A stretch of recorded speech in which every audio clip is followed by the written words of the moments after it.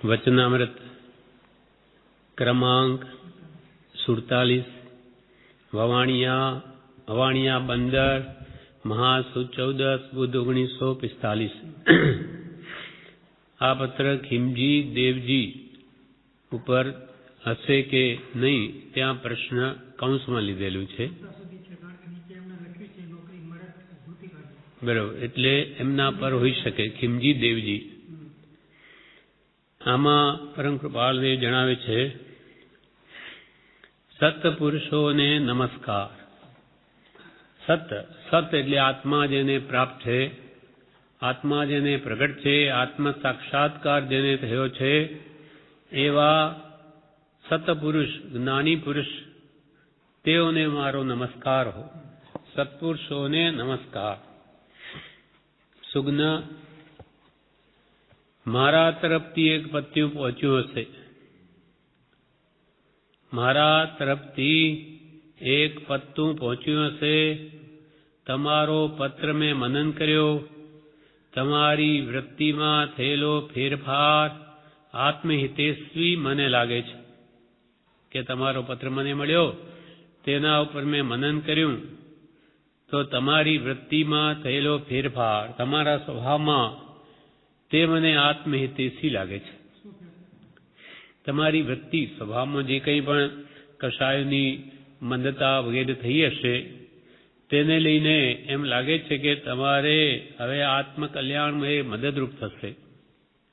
તમારો પત્ર મેં મનન કર્યો, તમારી વૃત્તિમાં થયેલો ફેરફાર આત્મહિતસ્વી મને લાગે છે।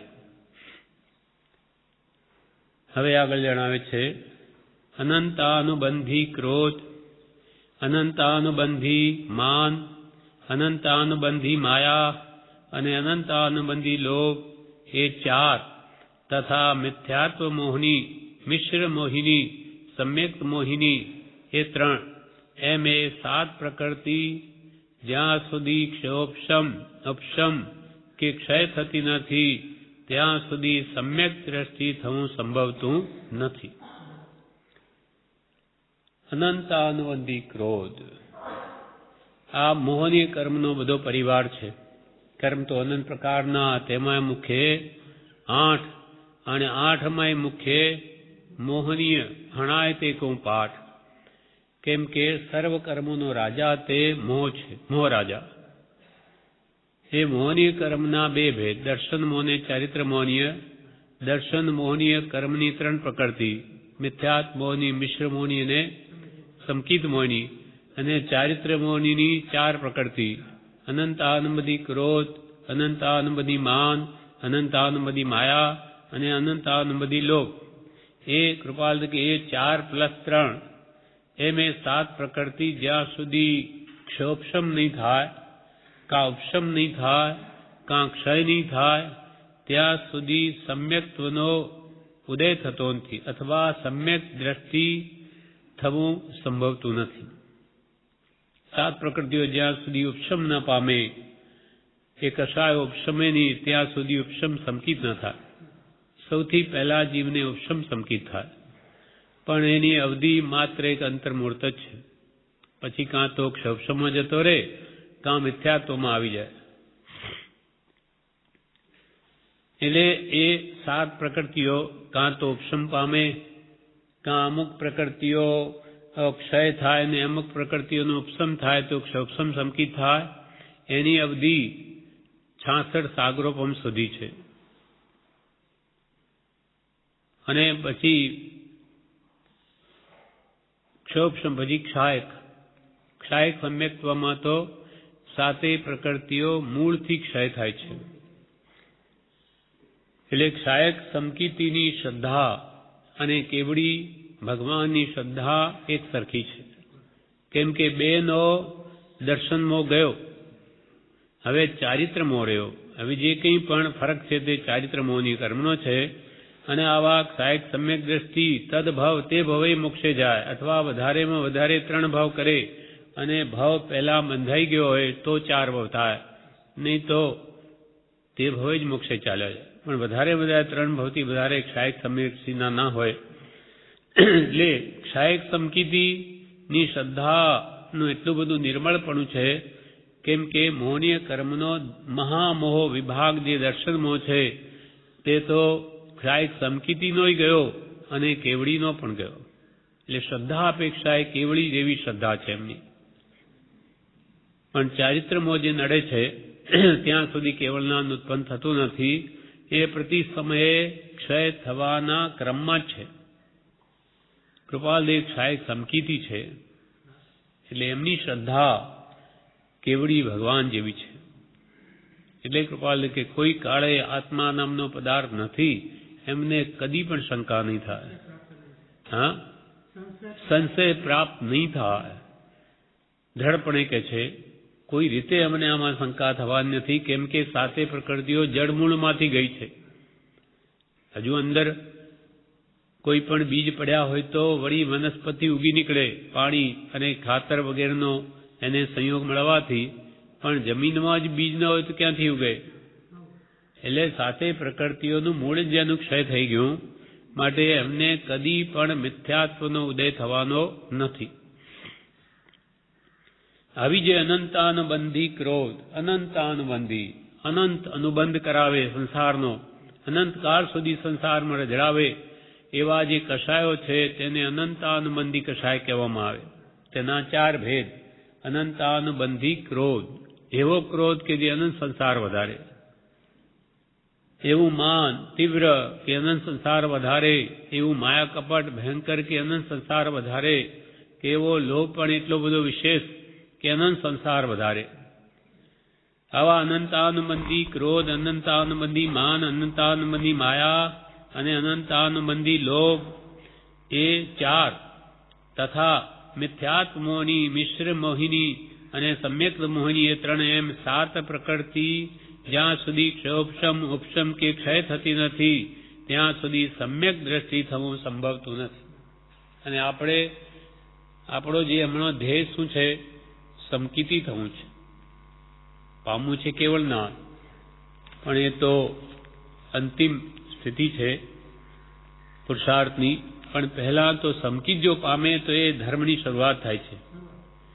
જો સમકીત પામવું હોય તો 4 કસાયો અને એને અનંતાનુબંધી અને આ 3 દર્શન મોહની પ્રકૃતિને ઘટાડવી પડશે, મટાડવી પડશે. ત્યારે જ ઉપશમ સમકીત, ક્ષોપશમ સમકીત કે ક્ષાયક સમકીત થશે. આના વિશે પરમ કૃપાલદેવે અનેક પત્રોમાં અનંતાનુબંધી કષાય કેવા છે એ સમજાવ્યું છે. આપણે એમાંથી 3-4 પત્રો જોઈ જઈએ કે અનંતાનુબંધી કષાય કોને કહેવાય. 471 પાન ઉપર જણાવે છે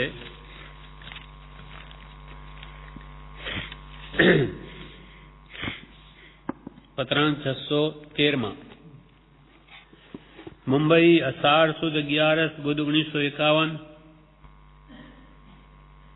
પત્રાંક 613 જે કષાય પરિણામથી અનંત સંસારનો સંબંધ થાય તે કષાય પરિણામને જીન પ્રવચનમાં અનંતાનુબંધી સંજ્ઞા કહી છે. જે કષાય પરિણામથી, જે કષાયના ભાવોથી અનંત સંસારનો સંબંધ થાય, એટલે અનંત સંસાર વધે, અનંત કાળ સુધી એ સંસારમાં ભટકે, આવા જે કષાય ભાવો ને જીન પ્રવચનમાં એટલે ભગવાનના આગમમાં અનંતાનુબંધી સંજ્ઞા કહી છે. એનું અનંતાનુબંધી કષાય એવું નામ આપ્યું છે. સંજ્ઞા એટલે નામ. જે કષાયમાં તન્મયપણે અપ્રશસ્ત માઠા ભાવે તીવ્ર ઉપયોગે કરી આત્માની પ્રવૃત્તિ છે ત્યાં અનંતાનુબંધીનો સંભવ છે. જે કષાય ભાવમાં તન્મયપણે, તલ્લીનપણે, અપ્રશસ્ત ભાવે, માઠા ભાવે, ખરાબ ભાવે, ક્રોધમાન માયલોભની તીવ્રતાના ભાવે તીવ્ર ઉપયોગે આત્માની પ્રવૃત્તિ છે. તીવ્ર ક્રોધ, તીવ્ર માન, તીવ્ર માયા, તીવ્ર લોભ એવી જ્યાં જીવની પ્રવૃત્તિ છે ત્યાં અનંતાનુબંધી કષાયનો સંભવ છે. મુખ્ય કરીને અહીં કયા છે તે સ્થાન કે તે કષાયનો વિશેષ સંભવ છે. અનંતાનુબંધી કષાય ખાસ ક્યાં કહેવાય તો કે આ સ્થાનકોમાં તેનો વિશેષ સંભવ છે.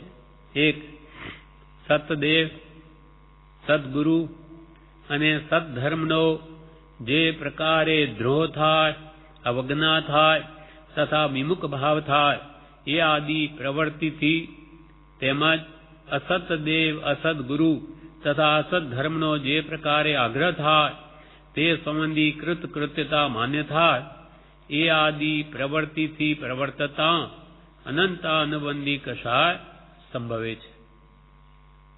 અનંત આપણે આ જોવાનું કે હું આવા ભાંગામાં તો નથી કે સાચા દેવ અરિહંત, સાચા ગુરુ નિર્ગ્રંથ આત્મજ્ઞાની અને સાચો ધર્મ દયા મૂળ અહિંસા પરમો ધર્મ કેવલી પ્રરૂપિત ધર્મ, કેવલ જ્ઞાન વડે જે પદાર્થનું સંપૂર્ણ સ્વરૂપ જોઈને જે આપણને પ્રરૂપણા કરી ભાખ્યો તે સતધર્મ.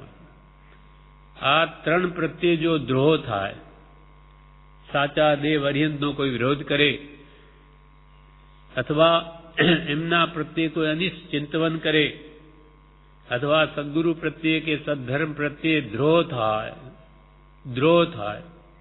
વિરોધ થાય, એનું અનિષ્ટ ચિંતવે, સાચા સદગુરુનું કે સાચા દેવ અરિહંતનું કે સાચો ધર્મ વિતરાગથી વિરુદ્ધ પ્રવર્તન કરે, વિરુદ્ધ ઉપદેશ આપે, એ અનંતાનુબંધી ભાંગામાં આવે છે.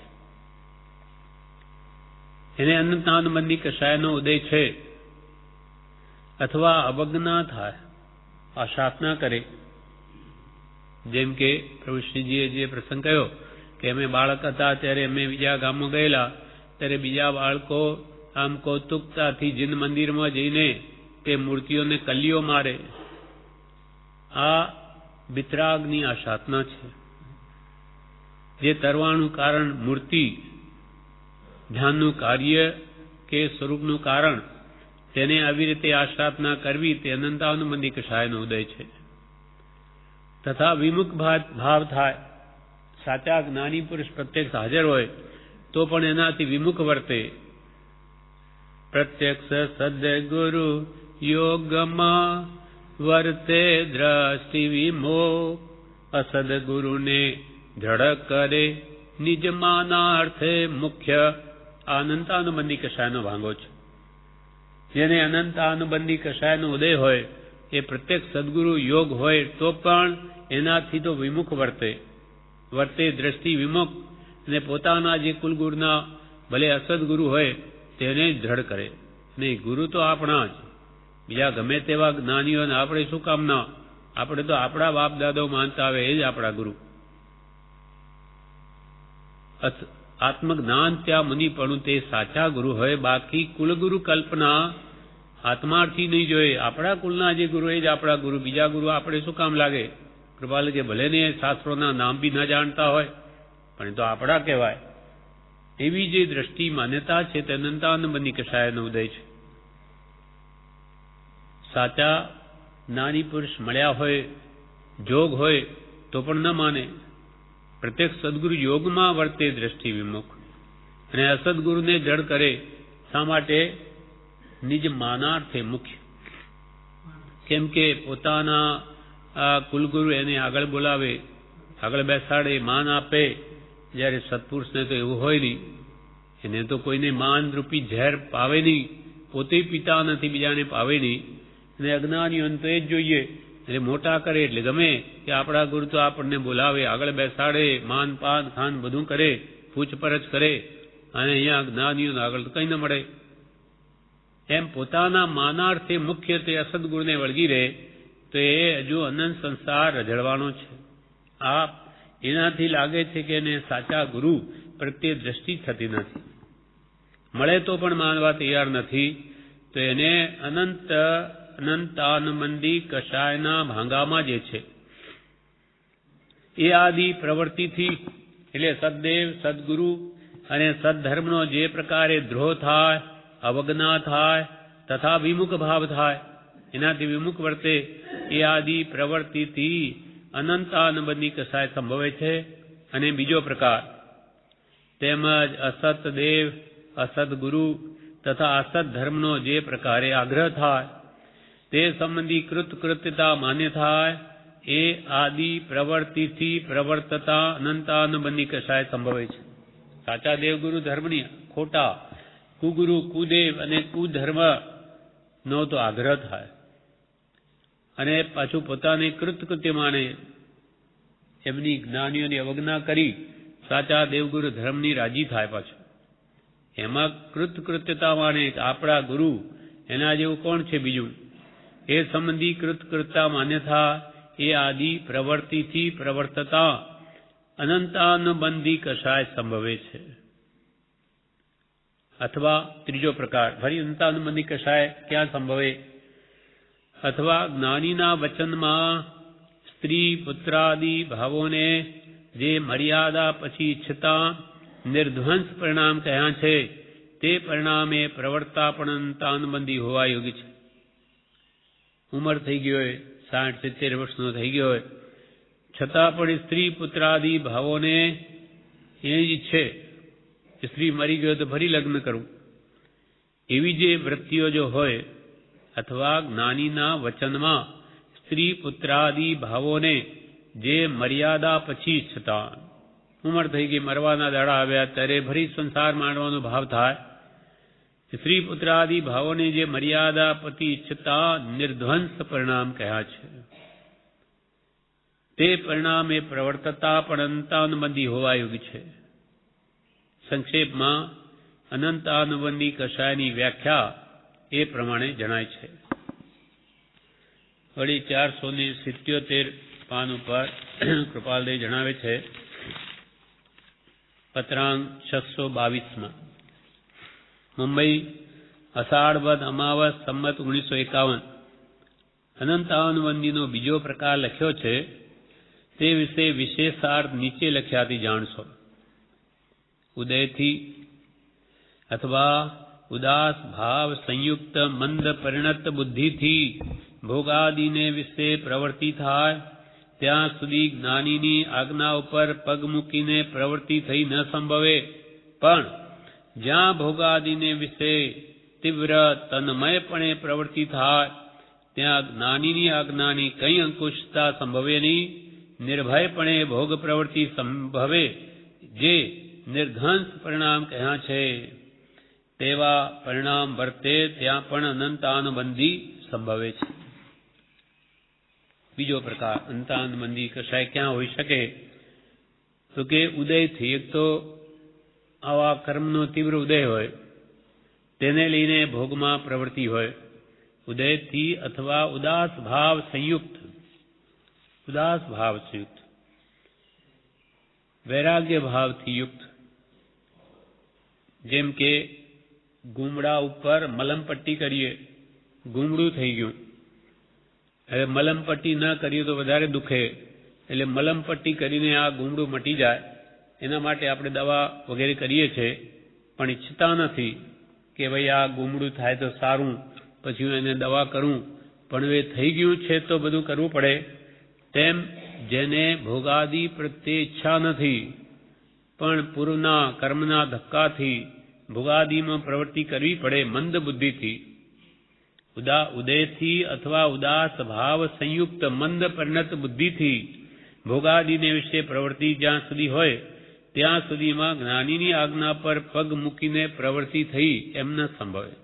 એને કરવું નથી, રહેવું નથી સંસારમાં, પણ હજુ આસક્તિ તૂટતી નથી, ભોગો પ્રત્યેનો રાગ તૂટતો નથી, એટલે એ રોગના ઈલાજ રૂપે એ દવા કરે છે, ભોગાદિમાં પ્રવૃત્તિ કરે છે.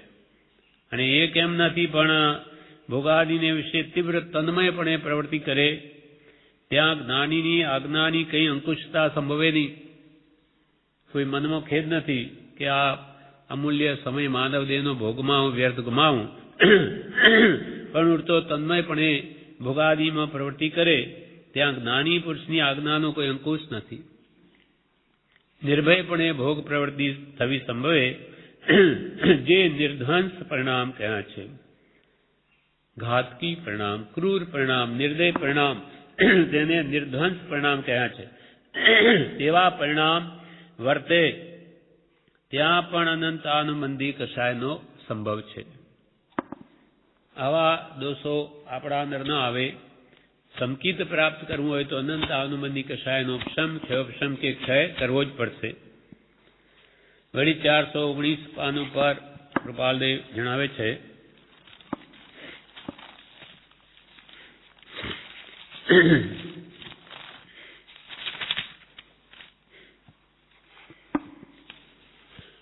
પત્રાંગ 522 તેમાં કૃપાલદેવે કહ્યું, જીવને જ્ઞાની પુરુષનો ઓળખાણ થઈ તથા પ્રકારે અનંતાનુબંધી ક્રોધ માન માયા લોભ મોડા પડવાનો પ્રકાર બનવા યોગ્ય છે. જ્ઞાની પુરુષના શરણથી મારું કલ્યાણ છે એવું જ્યારે થાય ત્યારે એને જ્ઞાની પુરુષની ઓળખાણ થઈ. જીવને જ્ઞાની પુરુષનું ઓળખાણ થયે તથા પ્રકારે અનંતાનુબંધી ક્રોધ માન માયાલો મોડા પડવાનો પ્રકાર બનવા યોગ્ય છે. એટલે જ્ઞાની પુરુષના શરણથી એમની આજ્ઞાથી મારું કલ્યાણ છે એવી ભાવના હૃદયમાં હોવાથી તે યથાશક્તિ આજ્ઞાનું પાલન કરે. તેથી એના અનંતાનુબંધી કશાય મોડા પડતા જાય છે કે જેમ બની અનુક્રમે તે પરિક્ષીણપણાને પામે છે. મોડા પડતા પડતા નાશ થાય છે. પરી એટલે ચારે બાજુથી, ક્ષીણ એટલે નાશ થવું, એટલે સંપૂર્ણ નાશ પડવાને પામે છે. સત્પુરુષનું ઓળખાણ જેમ જેમ જીવને થાય છે તેમ તેમ મતાભિગ્રહ દુરાગ્રહતાદિ ભાવ મોડા પડવા લાગે છે. સત્પુરુષ છે આપણા માટે પુરુષે બતાવે કૃપાળદેવ એ સાચા જ્ઞાની પુરુષ છે એમ જો દ્રઢપણે અંતરમાં ભાસ્યું હોય તો કે એના મતાભિગ્રહ દુરાગ્રહતાદિ ભાવ મોડા પડવા લાગે. કૃપાલદેવે કહ્યું કે આ મત પક્ષમાં કલ્યાણ નથી, દુરાગ્રહ ન રાખવો, સતને આરાધવું. એમ કૃપાલદેવ પ્રત્યે શ્રદ્ધા આવે તો એની આજ્ઞા માન્ય થાય. તો એના મતાભિગ્રહ મતોના આગ્રહો દુરાગ્રહતાદિ ભાવ મોડા પડવા લાગે છે અને પોતાના દોષ જોવા ભણી દ્રષ્ટિ વળી આવે છે. પોતાના દોષ જોવા ભણી દ્રષ્ટિ. જ્ઞાની પુરુષ આપણને આપણા દોષ જોવાનું કહે, બીજાના નહીં, દીઠા નહીં. નિજ દોષ તો તરીએ કવણ ઉપાય કયા ઉપાય તરીએ. બીજાના દોષ જોયા કરીશું તો આપણો દોષ કોણ કાઢશે? અને બીજાના દોષ જો કરવાથી તો આપણે દોષના ભંડાર થઈ જઈશું. અને બીજાના ગુણ જો કરીશું તો આપણા અંદર ગુણો આવશે. વિખતાદિ ભાવમાં નીરસપણું લાગે છે કે જુગુપ્સા ઉત્પન્ન થાય છે. નાની પણ જેમ જેમ ઓળખાણ થાય એમનો ઉપદેશ જીવના પરિણમે તેમ તેમ અનિત્યાદિ ભાવના ચિંતવના પ્રત્યે બળવીર સ્ફુરે અને વિખતાદિ ભાવમાં નીરસપણું લાગે. પછી એને દેશ કથા, રાજકથા, શ્રી કથા, ભોજન કથા એ કંઈ ગમે નહીં, એમાં ખોટી સમય ખોટો બગાડો એમ લાગે. તેને વિખતાદિ ભાવમાં નીરસપણું લાગે છે કે જુગુપ્સા ઉત્પન્ન થાય છે. કૃપાલે કહ્યું છે કે આહારની વાત કરવી હલકી વૃત્તિ છે. રાજની, દેશની, સ્ત્રીની કે ભોજનની એ વિખતા કહેવાય. એ બધી હલકી વૃત્તિઓ છે, તેમાં એને જુગુપ્સા ભાવ ઉત્પન્ન થાય છે. વળી અનંતાનુબંધી કષાય વિશે 723 પાનો પર કૃપાલદેવ જણાવે છે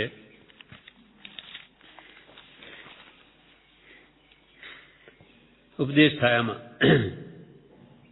ક્રોધ માન માયા લોભ એ મારે પાતળા પાડવા છે એવો જ્યારે લક્ષ્ય થશે ત્યારે એ લક્ષ્યમાં થોડું થોડું પણ વર્તાશે. ત્યાર પછી સહજરૂપ થશે.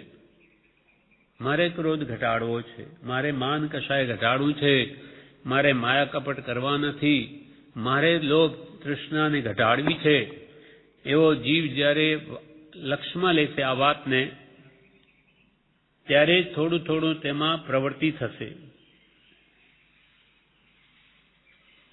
પાછો પડી પણ જશે.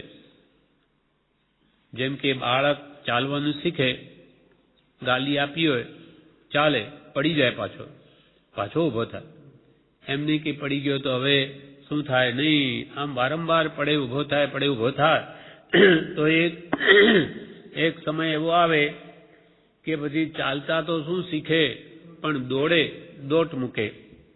એટલે શરૂઆતની ભૂમિકા હંમેશા થોડી અઘરી હોય છે, પણ એનો અભ્યાસ થયા પછી સહજ થઈ જાય છે. એટલે કૃપાલજી કહે છે, ક્રોધ માન માયેલો મારે પાતળા પાડવા છે, એવો જ્યારે લક્ષ થશે, જ્યારે લક્ષમાં થોડું થોડું પણ વર્તાશે, ત્યાર પછી સહજરૂપ થશે. અભ્યાસ એ સર્વ સિદ્ધિ છે. એમ કરતા કરતા ક્રોધ પર પણ જય મેળવી શકાય છે. મારે કે 2 કલાક આજે ક્રોધ કરવો નથી. બ્રહ્મચારીજીએ આ લખ્યું છે કે એવો અભ્યાસ પાડવો કે મારે આજે સવારમાં 8 થી 10 કે 10 થી 12 ગમે તેવા નિમિત્ત આવે તો મારે ક્રોધ કરવો નથી. ત્યાં ઉપયોગ રાખે, જાગૃતિ રાખવી પડે. પહેલા વ્રત ન લે, પહેલા અભ્યાસ કરે આવી રીતે. પછી એમાં જીત મળી, નિમિત્ત આવ્યું તો ઉપયોગ જાગૃતિથી ક્રોધ ન થયો બહારથી, અંતરમાં થાય તો એ પછી કાઢે.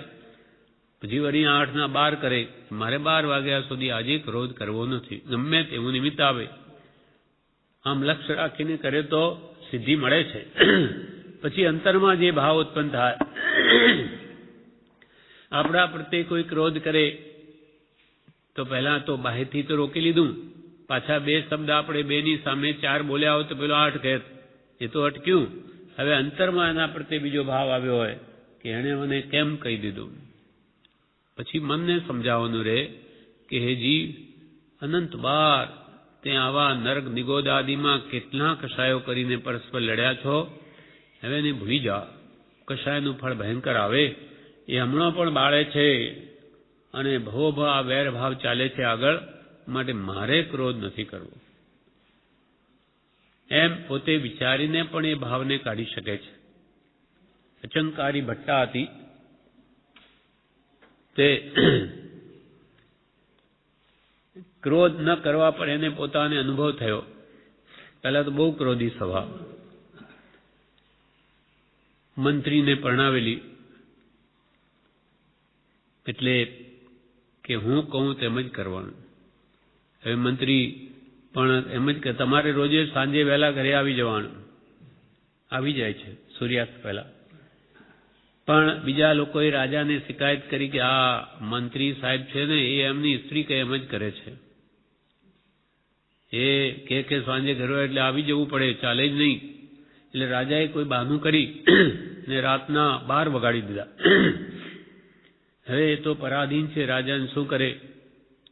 ત્યાં ઘરે ગઈ કે પેલી ઘરે ગયો મંત્રી કે એટલી બધી એ ગુસ્સે થયેલી બેઠી છે કે ઘરે આવે એટલી વાર દરવાજો બંધ કરી ખોલે જ નહીં. બહુ ખટખટાવ્યું એટલે પછી પેલી એ શું કર્યું, દરવાજાની પાછળ ઊભી રહીને દરવાજો ખોલ્યો. એટલે પેલો તો બિચારો અંદર ગયો. મોટું ઘર છે, ઘણું મંત્રી છે, એ પેલો શોધે ક્યાં ગઈ. એણે શું કર્યું, તરત જ પેલી દરવાજા પાછળ ઉભેલી એટલે જેવો ગયો તો બહાર નીકળી. હું તો જાઉં મારે પિયરે. આ શું માને નહીં. એ ક્રોધની તીવ્રતામાં રાતના 12 વાગે બહાર નીકળી. હવે 12 વાગે કોણ મળે, ચોરો હોય, પકડી અને લઈ ગયા. પોતાની પત્ની થવા કહ્યું, નહીં માન્યું. વેશ્યાને વેચી, ત્યાં પણ ધંધો કરવા ના પાડી. એટલે એણે એક રંગરેજને વેચી, શીલમાં પાછી દ્રઢ. એણે કહ્યું કે તું મારી સ્ત્રી થા. તો કે નહીં થાઉં. તો કે તારા શરીરમાંથી લોહી કાઢીશ. ભલે કાઢ. લોહી કાઢે છે, કપડાં રંગવામાં આવા એનો ઉપયોગ કરે, છતાં પણ એ માનતી જ નથી. આખું શરીર સુકાઈ ગયું લોહી કાઢવાથી. અને ત્યાં ફરતો ફરતો એનો ભાઈ આવે છે. પહેલા તો બધાએ જાણ્યું કે ભાભી ક્યાં ગઈ, ઘણી શોધી મળી નહીં. પછી પોતાની બહેનને જોઈ કે હો અહીંયા તું અહીંયા છે. તો કે મારા કર્મને આધીન આમ બન્યું. તો પૈસા આપી રંગને અને બહેનને લે છે. પાછી ઘરે લાવી અને માતા પિતાને ત્યાં જ એ બરોબર ખાઈ પીને બરોબર સ્વસ્થ થઈ. એટલે એને પતિને ઘરે મોકલી. હવે એને અનુભવ થઈ ગયો કે ક્રોધનું કેવું ભયંકર પરિણામ આવે. એટલે હવે ગમે તેવા નિમિત્ત બને તોય ક્રોધ કરતી જ નથી. ઇન્દ્રે પણ પ્રશંસા કરી કે પૃથ્વી પર અચંકારી ભટ્ટા જેવી કોઈ ક્ષમાવાન નથી. એટલે બ્રાહ્મણનું રૂપ લઈને 2 જણ આવે છે એની પરીક્ષા કરવા. મુનિનું રૂપ લઈને એટલે એક મુનિ હવે જ્યાં બેઠા છે ને એક કહે છે કે મારે આ મહાત્માની ઔષધિ કરવી છે, લક્ષપાત તેલ જોઈએ છે, બહુ કિંમતી છે, તો કે છે મારે આપું. પછી એ દાસીને કહે છે 1 લાખ રૂપિયાની વાટલ છે, એ લઈને આવે પણ એ દેવ ફોડાવી દે છે, દેવ માયાથી હાથમાંથી પડાવી નાખે, નીચે ફૂટી જાય છે, તો એ બોલતી નથી. બીજી વાર બીજો મંગાવ્યો તો એ બોલતી નથી. આવા 6 આવા કિંમતી આના બાટલ લાવ્યા, ફોડાવી નાખ્યા, છતાં પણ ક્ષમા. હવે જાણે આના હાથમાં રહેતું નથી, પોતે 7મી વાર જઈને પોતે લઈને આવે છે, પણ એના શીલના પ્રભાવે એ દેવ ફોડાવી શકતો નથી, એને આવીને મુનિને વરાવે છે. પણ એ તો દેવ હતા. પછી એ પોતાનું વાસ્તવિક સ્વરૂપ પ્રગટ કરી ને કે ધન્ય છે તમારી ક્ષમાને, તમે ખરેખર જેવી ઇન્દ્રિય પરીક્ષા કરી તેમાં જ ક્ષમાનો અવતાર છો. એમ જ્યારે અનુભવ જીવનમાં કાં તો ઠોકર વાગે ત્યારે સીધો થાય, અને પહેલાથી શિખામણ લઈ લે તો ઠોકર ન વાગે. નહીં તો કહ્યું છે અવળા પણ સવળા થશે ઠોકર વાગતા ઠીક, તપ્યા લોહને ટીપતા સુધરી જશે અધિક. અવળા તે ઠોકર વાગતા ઠીક થશે. જેમ તપાવેલું ઢોઢું હોય તો એને જેમ ઘાટ ઘડવો હોય તેમ થાય. હા, તપેલું લાલ ચોળ થયો તો એને ઠોકીને જેમ વાળવું એમ વાળે. અવળા પણ સવળા થશે ઠોકર વાગતા ઠીક, તપ્યા લોહને ટીપતા સુધરી જશે અધિક. તેમ પહેલાથી શિખામણ લઈને જ્ઞાનીઓ કહે છે કે ભાઈ આવું કરીશ માં તો તારે આપત્તિ જીવનમાં આવશે નહીં, તો નહીં માને તો માર ખાઈને સીધો થશે. એટલે જ્ઞાનીઓ કહે છે કે આવા ક્રોધ, માન, માયા, લોભાદી ભયંકર ક્ષાય ભાવો છે, એમાં તણાવવું નહીં, પણ ક્ષમા ભાવ જ રાખો. તો આ ભમય સુખી, ભવો ભાવ સુખી થાય છે. એટલે અહીંયા કહ્યું, હા ઘણા છે, મેં કહ્યું 4 આમ તો બીજા 10 છે. હા, એટલે થોડા ભરી બીજા પત્રોમાં આવશે તેમાં લઈશું. હવે તમારો પત્ર મેં મનન કર્યો, તમારી વૃત્તિમાં થયેલો ફેરફાર આત્મહિતસ્વી મને લાગે છે.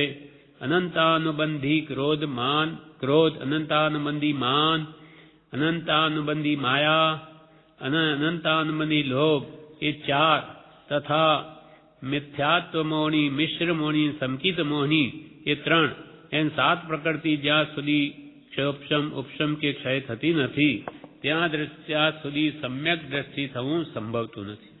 હવે 4 ક્રોધ, માન, માયા, લોભ, આ આનંદ સંસાર વધારે એવો ક્રોધ, તે તો પર્વતના ફાટ સમાન છે. પર્વત ફાટી ગયો તો એને સાંધવો કેવો દુર્લભ, અને એની ઉપમા આપી છે. અને અનંતાનુબંધી માનને પથ્થરના થાંભલા જેવો કહ્યો છે. લાકડાનો હોય તો એને હજુ તોડી શકાય, પથ્થરનો થાંભલો તોડવો જેમ અઘરો છે, તેમ અનંતાનુબંધી માન અને અનંતાનુબંધી માયાને વાંસના મૂળ જેવી કહી છે. બીજી લાકડી તરત તૂટી જાય, વાંસ એકદમ તરત ન તૂટે, ભળી જાય પણ. અને અનંતાનુબંધી લોભને કિરમજીના રંગ જેવો કહ્યો છે. પતંગીઓ રંગ હલદરિયો તરત ઉડી જાય, પણ કિરમજીનો રંગ કે છે કપડું ફાટે પણ ફીટે નહીં. ના, ચણોઠી કિરમજીનો રંગ શું હોય ખબર નહીં. શાસ્ત્ર એમ લખ્યું છે એવો રંગ આવે કે જે એવો ચઢે કપડામાં, એને રગે રંગ અંદર ઉતરી જાય, કપડું ફાટે પણ રંગ નહીં જાય. એમ અનંતાનુબંધી લોભ એના બરાબર કહે છે. તેવી રીતે આ 3 બીજી દર્શન મોહનીની પ્રકૃતિ, મિથ્યાત્ મોહની, મિશ્ર મોહની અને સંકિત મોહની, એના વિશે પણ બ્રહ્મચારી ખુલાસો કરે છે. પત્ર સુધામાં 731 પાન ઉપર જણાવે છે કે આ 3 મિથ્યાત્ મોહની, મિશ્ર મોહની, સંકિત મોહની કોને કહેવી, તે અહીંયા પત્રાંક 892 પત્ર સુધામાં એમાં ખુલાસો કરે છે. કોઈ વ્યક્તિ આપણા જેવા એમને પૂછાવ્યું છે, તેના જવાબમાં કહે છે કર્મ મોહનીય ભેદ બે દર્શન ચારિત્ર નામ हणे बोध वितरागता अचुक उपायाम। श्रीमद રાજચંદ્ર કર્મોની ભેદવે દર્શન ચારિત્ર નામ। આ દર્શન મોનીય કર્મની ત્રણ પ્રકૃતિઓ। હવે એનું વિવરણ કરે।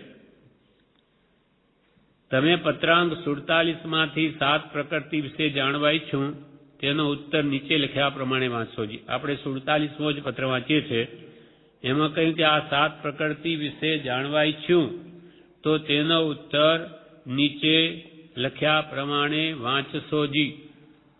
દર્શન મોહનીય કર્મ જીવને જ્ઞાનીએ જેમ કહ્યું છે તેમ સમજવા દેતું નથી, વિપરીતતા કરાવે છે, અને ચારિત્ર મોહનીય કર્મ જ્ઞાનીએ જણાવ્યા પ્રમાણે વર્તવા દેતું નથી। દર્શન મોહને ચારિત્ર મોહ, કર્મ મોહનીય ભેદ બે, દર્શન ચારિત્ર નામ। આ દર્શન મોહનીય કર્મ શું કરે તો કે જ્ઞાની ભગવંતે જે વસ્તુનું સ્વરૂપ જેમ છે તેમ કહ્યું છે, આ દે તું તારો નહીં, તું આત્મા છું વગેરે જે પદાર્થોનું જેવી રીતે સ્વરૂપ છે એમ જ્ઞાની પુરુષે વર્ણવ્યું, તેને આ દર્શન મોહનીય કર્મ સમજવા જ દેતું નથી, વાત જ ન બેસે। એમાં કારણરૂપ આપણો દર્શન મોહ છે। દર્શન મોહ કહો, મિથ્યાત્વ કહો, અજ્ઞાન કહો, બધું એક જ છે। વિપરીત માન્યતા કહો, આ દર્શન મોહનીય કર્મના પ્રભાવે અથવા મિથ્યાત્વના પ્રભાવે જ્ઞાની પુરુષે કહેલો બોધ આપણા અંદર ઉતરતો નથી, વાત બેસતી નથી। જ્ઞાની કે તું આત્મા, પણ વાત ઉતરતી નથી। હું ક્યાં આત્મા, હું તો આ શરીર છું। ક્યાં ધન કુટુંબ આદિ તારા નહીં? તો કે ના મારા જ છે। મારા કેમ નહીં? તો કે તું લઈ આવેલો આગલા ભાવથી? તો કે લઈ તો નથી આવ્યો, તો તારા આવે તો લઈ જઈશ સાથે? તો કે એ પણ નથી થતું। જ્ઞાની પુરુષો જે કહ્યું તે બધું યથા તથ્ય છે, છતાં આ જીવને મનાતું નથી। એનો કારણ દર્શન મોહની કર્મનો પ્રભાવ છે। આપણા અંદર જેટલું મિથ્યાત્વ ગાઢ હોય તેટલી આ વાત સમજાય નહીં, બેસે નહીં, અંદર ઉતરે નહીં। એટલે દર્શન મોહનીય કર્મજીવને જ્ઞાનીએ જેમ કહ્યું છે તેમ સમજવા દેતું નથી, વિપરીતતા કરાવે છે, ઊંધું મનાવે। આ જ્ઞાની કે તું આત્મા, તો કે ના હું તો આ દેહ જ, શરીર જ હું દેહાદિ સ્વરૂપ છું, દેહ સ્ત્રી પુત્ર આદિ મારા છે। આ માન્યતા કોણ કરાવે? દર્શન મોહનીય કર્મ છે આપણા આત્મા સાથે વળગેલું, એટલે આપણે બુદ્ધિમાં વિપરીતતા લાવે છે। અને ચારિત્ર મોહનીય કર્મ જે પડેલું છે તે જ્ઞાનીએ જણાવ્યા પ્રમાણે વર્તવા દેતું નથી, વર્તનમાં આવવા દેતું નથી। દર્શન મોહનીય કર્મ તો જેમ છે તે માનવા દેતું નથી, અને ચારિત્ર મોહનીય કર્મ તે પ્રમાણે વર્તવા દેતું નથી, વિતરાગતા લાવવા દેતું નથી। હવે દર્શન મોહનીય કર્મના ત્રણ ભેદ છે મિથ્યાત્વના। તે મિથ્યાત્વ મોહનીય, મિશ્ર મોહનીય અને સમકિત મોહનીય। હવે ત્રણેયનું સ્વરૂપ સમજાવે છે, કેમ કે આ 7 પ્રકૃતિઓ જ્યાં સુધી ઉપશમ ક્ષયોપશમ કે ક્ષય થાય નહીં, જ્યાં ત્યાં સુધી સમકિત થાય નહીં, ને સમકિત ન થાય તો પછી આગળ વધવાની વાત નથી। સમ્યક દર્શન એ ધર્મનો પાયો છે, અથવા એ ધર્મ માર્ગમાં શરૂઆત કરતા એકડો છે। એકડા વગરના બધા મીંડા છે, એટલે એના એકડો લાવવા, એકડો માંડવા આ 7 પ્રકૃતિઓને ઘટાડવી પડશે। એટલે મિથ્યાત્વ મોહનીય શું? તો કે શરીર તેજ હું એવી અનાદિ ભૂલ ચાલી આવી છે, તથા શરીરના દુઃખે દુઃખી અને શરીરના સુખે સુખી એવી માન્યતા, તે દર્શન મોહનીય કર્મ। આ ભૂલ અનાદિથી ચાલી આવી કે દેહ તેજ હું, શરીર તેજ હું, અને આ શરીરમાં જો સુખ થાય તો હું સુખી, અને શરીરમાં જો દુઃખ થાય તો હું દુઃખી। આ જે માન્યતા છે તે જ મિથ્યાત્વ છે, અજ્ઞાન છે, વિપરીત માન્યતા છે। એ રીતે પોતે નથી, પોતે દેહ રૂપે નથી, અને શરીરના દુઃખે પોતે દુઃખી નથી। શરીર એ આત્માથી સાવ જુદું છે, પોતે તો રાગાદિ ભાવો કરે છે એને લઈને દુઃખી છે। સમકીર્તિને શરીરમાં વેદના હોય તોય પોતાને એનાથી ભિન્ન માને છે। સતદેવ સદગુરુ સદધર્મમાં રુચિ ન થવા દે, આ મિથ્યાત્મોની. અને દેહને લઈને રૂપ કુલ આદિરૂપ પોતાનું સ્વરૂપ મનાય, પણ નાનીય કયો છે એવો અરૂપી આત્મા દેહથી ભિન્ન અને અવિનાશી છે એમ ન મનાય. મિથ્યાત્વ દર્શન મોહનીય આપણા અંદર આ કર્મ પડેલું છે. મિથ્યાત્વ ત્યાં સુધી પોતાને શરીરરૂપ માને, શરીરના દુઃખે દુઃખી, એના સુખે સુખી માને. અને આ મિથ્યાત્વ જેટલું ગાઢ હોય તેટલું સાચા દેવ, સાચા ગુરુ કે સાચા ધર્મ પ્રત્યે એને રુચિ જ ન થવા દે. ભોગો પ્રત્યે જ એને લીનતા રહે, આનંદ થાય. અને આ દેહ મળ્યો, દેહમાં પોતાપણું કર્યું. હવે દેહમાં રૂપ હોય તો કે આ મારું રૂપ, આ મારું કુલ, આદિ રૂપ, આ બધાને પોતાનું સ્વરૂપ માને. જેમ પ્રભુશ્રી કહે કે આ જીવ કેવો છે કે વાણીઓ બ્રાહ્મણની પણ ભંગીઓ હોય અને એને પૂછે કે તું ક્યાંનો ભંગીઓ, તો કે હું તો વટામણનો ભંગીઓ, હું કઈ જેવો તેવો નહીં. એમ ભંગી છે, ચંડાલ હોય તો પણ પોતાની જાતને મહાન માને. એમ આ જીવને એવું દ્રઢપણું થઈ ગયું હોય કે અમે તો ફલાણા પાટીદાર, અથવા અમે તો ફલાણા વાણિયા વીસા દસા, અથવા અમે તો ધનવાન ગરીબ, એમ જે આ ભેદ માને, આ બધા જે પોતાનું રૂપ નથી, કર્મનું સ્વરૂપ છે, એને પોતાનું સ્વરૂપ માને છે. આનું નામ જ મિથ્યાત્વ છે, અજ્ઞાન છે. દર્શન મોહની કર્મનો આ પ્રભાવ છે. મિથ્યાત્મોની એટલે શરીર તે જ હું એવી નાદી ભૂલ ચાલી આવે છે, તથા શરીરના દુઃખે દુઃખી, તથા શરીરના સુખે સુખી એવી માન્યતા સદદેવ, સદગુરુ, સદધર્મ રુચિ થવા ન દે. દેહને લઈને રૂપ કુલ આદિમાં પોતાનું સ્વરૂપ મનાય, પણ નાનીએ કયો છે એવો અરૂપી આત્મા જે દેહથી ભિન્ન છે, અવિનાશી છે, એમ ન મનાય.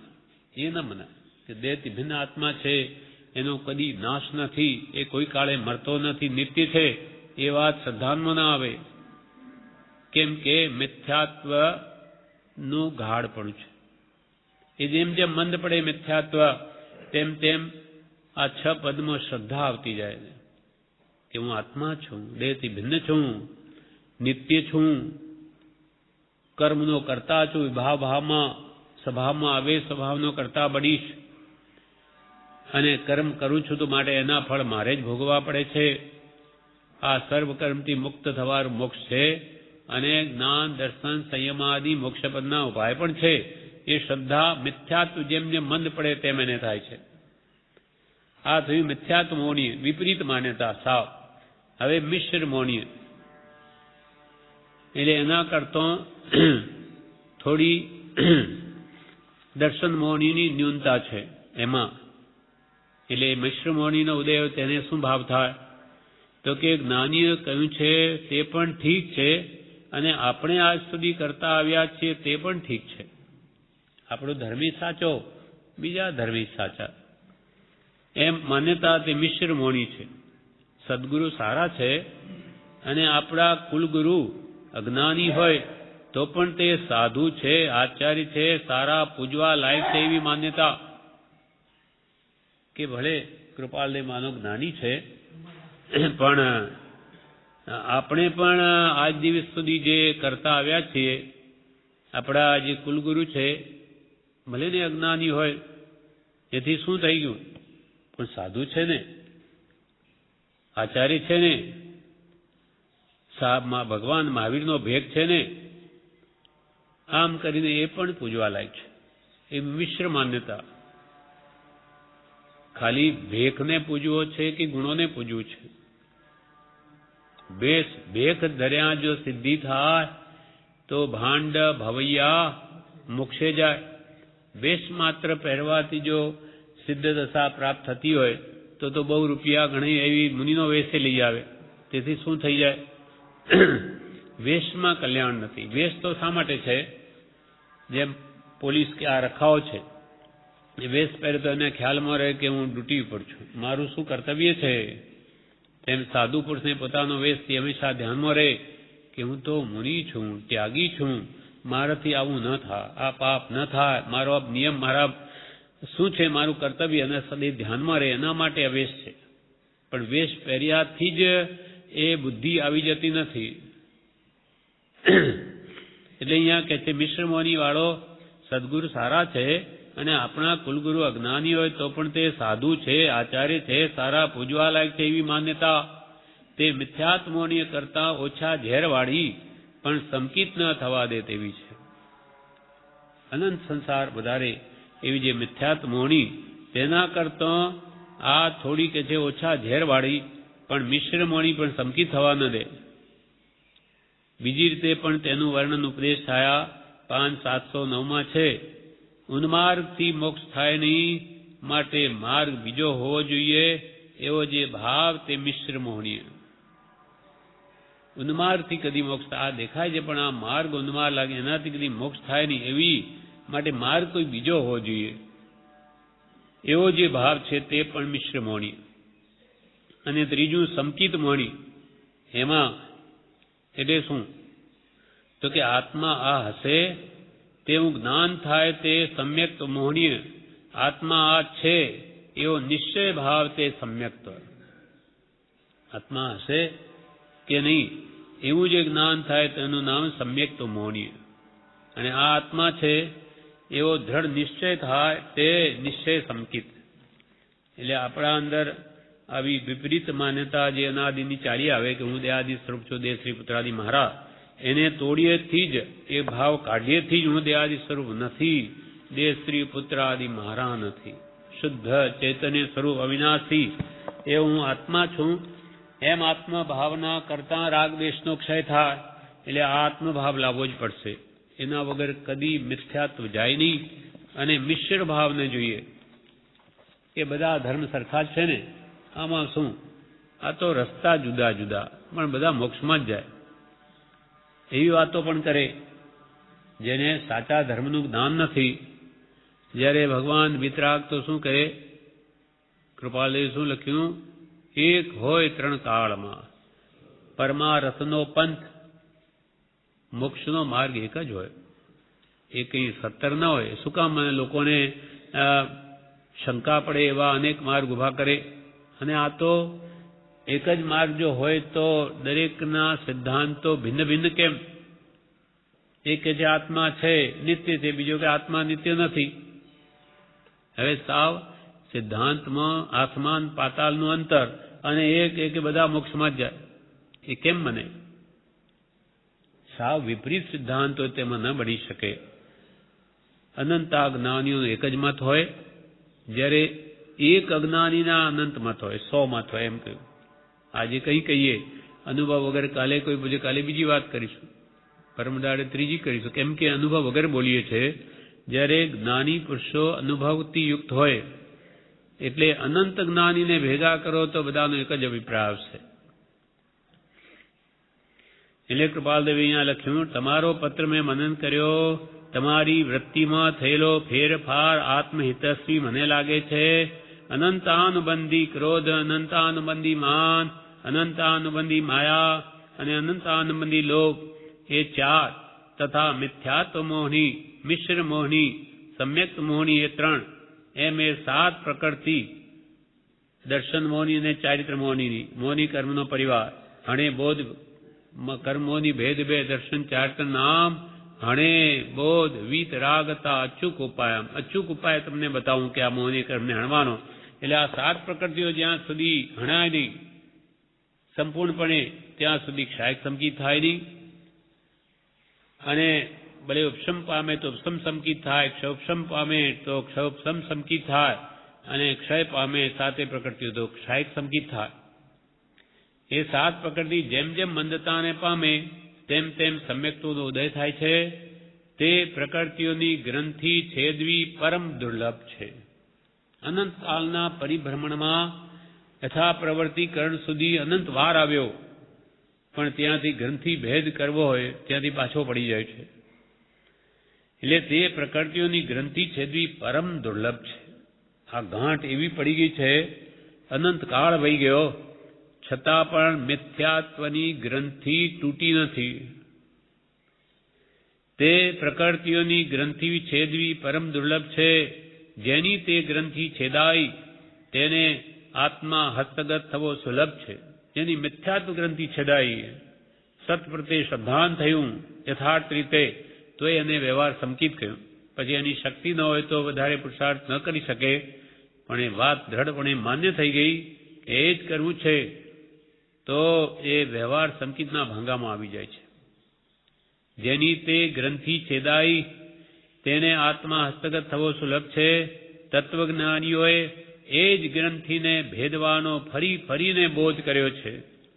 જે આત્મા અપ્રમાદપણે તે ભેદવા ભણી દ્રષ્ટિ આપશે, તે આત્મા આત્મત્વને પામશે એ નિસંદેહ છે. એમાં કોઈ શંકાને સ્થાન નથી. એની ગ્રંથિ મિથ્યાત્વની ગાંઠ છેદવી બહુ જ દુર્લભ છે. એટલે કે આત્મા છું હું દેહથી ભિન્ન, એ શ્રદ્ધાન થવું અતિ દુર્લભ છે. અને જેને તે થઈ ગયું જ્ઞાની પુરુષના ઉપદેશ છે, એમની શ્રદ્ધા વડે પણ એમ જાણે સદગુરુ ઉપદેશથી રે કયું જ્ઞાન તેનું નામ ખાસ, તો એને વ્યવહાર સંકિતી કહ્યો. જે દેહાદિથી ભિન્ન આત્મા રે ઉપયોગી સદા અવિનાશ મૂળ માર્ગ સાંભળો જીનનો રે. આપણને તો ખબર નથી કે મારો આત્મા દેહથી ભિન્ન છે, ઉપયોગી લક્ષણ વાળો છે, જ્ઞાન દર્શન ઉપયોગમય છે આત્મા. બાકી તો બધા આત્મા સિવાય બધા પાંચે દ્રવ્યો જડ છે. ઉપયોગી સદા વિનાશ, એનો ત્રણેય કાળમાં આત્માનો નાશ નથી, એ મૂળ દ્રવ્ય છે. આપણને જે દેખાય તો બધા સ્કંદ દેખાય છે પૂતગલના ભેગા થયેલા, એ મૂળ દ્રવ્ય દ્રષ્ટિગોચર નથી આવતું. એટલે એ બધી પર્યાય છે, એનો નાશ છે પૂતગલની પર્યાયનો. પણ આત્મા તો એક અખંડ દ્રવ્ય છે, એનો જન્મે નથી, મૃત્યુ નથી. ઉપયોગી સદા અવિનાશ, પણ મને ખબર નથી, માટે એમ જાણે સદગુરુ ઉપદેશથી રે. નાની પુરુષે આત્માને જાણ્યો, જોયો, અનુભવ્યો એના ઉપદેશથી જ માને. મને ખબર નથી, નાનીએ જાણ્યો, જોયો, અનુભવ્યો તેવું આત્મા છું, પણ દેહ નથી હું. એમ જાણે સદગુરુ ઉપદેશથી રે કયું જ્ઞાન તેનું નામ ખાસ. ખાસ ખાસ ને ખાસ, પ્રભુ એમ બોલે ખાસ ખાસ ને ખાસ. આ મૂળભૂત આ જાણવું છે બધું. જેણે આત્મા જાણ્યો તેને સર્વ જાણ્યું, અને સર્વ જાણવાનું ફળ પણ એક આત્મા પ્રાપ્તિ છે. અને બધું જાણીને આત્માને ન જાણે તો બધું જાણેલું ફોક. જો હોય પૂર્વ ભણેલ નવ પણ જીવનને જાણ્યો નહીં, તો સર્વતે અજ્ઞાન ભાખ્યું. સાક્ષી છે આગમાહી, આગમ ભગવાનના વચનો સાક્ષી પૂરે કે જો તમે બધું જાણીને તમારી જાતને નહીં જાણો કે તમે કોણ છો, તો તમારું બધું જાણેલું ફોક છે. કેમ કે સર્વ જાણવાનું ફળ પણ એક આત્મ પ્રાપ્તિ છે. આપણે બધું જાણીને શું કરવું છે? આપણા આત્માને ઓળખો છો. હું કોણ છું, ક્યાંથી કયો શું સ્વરૂપ છે મારું ખરું. અને આ વળગણા છે બધી મોહની, કોના સંબંધે વળગણા છે? રાખું કે પરહરું? આ મોહ રાખું બધાથી કે મૂકી દઉં? રાખું તો શું પરિણામ આવે? ચાર ગતિમાં ભ્રમણ. અને મૂકી દઉં તો મુક્તિ, મોક્ષનું એનું ફળ આવે. એટલે અહીંયા કહે છે એ પ્રકૃતિઓની ગ્રંથિ છેદી પરમ દુર્લભ છે. જેની તે ગ્રંથિ છેદાઈ તેને આત્મા હસ્તગત થવો સહેલો છે, સુલભ છે. તત્વજ્ઞાનીઓ એ જ ગ્રંથિ ભેદવાનો ફરી ફરી બોધ કર્યો છે. વારંવાર દરેક ગ્રંથમાં જ્ઞાની પુરુષોએ સમ્યક દર્શનનું ખૂબ મહાત્મ્ય ગાયું છે. કેમ કે એના વગર બધા એકડા વગરના મીંડા જેવું છે. ગમે એટલા મીંડા હોય પણ એકડો જ ન હોય તો શું કિંમત મીંડાઓની? પણ ખાલી એકડો હોય તો એક કહેવાય, એની પણ કિંમત છે. પછી એક મીંડું લાગ્યું 10 થઈ જાય, 2 હોય તો 100, 3 હોય તો 1000, 10,000, લાખ, 10 લાખ થઈ જાય, પણ એકડો જોઈએ. તેમ સંકિત રૂપી એકડો જોઈએ પહેલા. એટલે તત્વજ્ઞાનીઓએ એ જ ગ્રંથિ, મિથ્યાત્વની ગ્રંથિને ભેદવાનો ફરી ફરીને બોધ કર્યો છે. વારંવાર પ્રભુ શ્રી કહે છે શ્રદ્ધા કરી લો, નાચી કૂદીને પણ એ શ્રદ્ધા કરી લો. આ માનવ દેહમાં 6 પદની શ્રદ્ધા કરી લો દ્રઢપણે, તો તમારે કોઈ વાળ વાંકો ન કરી શકે. અને એને એ સાથે લઈને જાય આ શ્રદ્ધાને, તો એ વ્યવહાર સંકિત છે અને આગળ જતા એને નિશ્ચય સંકિતનું કારણ થશે. તત્વજ્ઞાનીઓએ જ ગ્રંથિ ભેદવાનો ફરી ફરીને બોધ કર્યો છે. જે આત્મા અપ્રમાદપણે એટલે કે પુરુષાર્થ કરીને તે ગ્રંથિને ભેદવા ભણી દ્રષ્ટિ આપશે તે આત્મા આત્મત્વને પામશે નિસંદેહ છે. આ કાળમાં પણ જે પુરુષાર્થ કરીને મિથ્યાત્વ જવારું મોક્ષ છે, મિથ્યાત્વ જવારું સમકિત થવારું, ત્યાં સુધી તો આપણે કરી શકીએ. તો જે આત્મા પુરુષાર્થી બની મિથ્યાત્વની ગ્રંથિને છેદવા માટે પ્રયત્ન કરશે તે આત્મા આત્મત્વને પામશે, તે આત્મા પોતાના આત્મ સ્વભાવને પામશે. એ નિસંદેહ છે. કેમ કે કૃપાળદેવ પોતે પામ્યા છે, માટે અનુભવથી કહે છે કે આવા શંકા રહિત છે. તમે પણ કરશો તો તમારા આત્મામાં રહેલું અનંત સુખ તમને જ અનુભવમાં આવશે. પણ ક્યારે અપ્રમાદી બની અને અજ્ઞાનની ગ્રંથિ જે બોધ વડે હણાય અને બોધ વિતરાગતા અચૂક ઉપાયામ મિથ્યાત્વની ગ્રંથિને હણવાનો ઉપાય સત્પુરુષનો બોધ છે.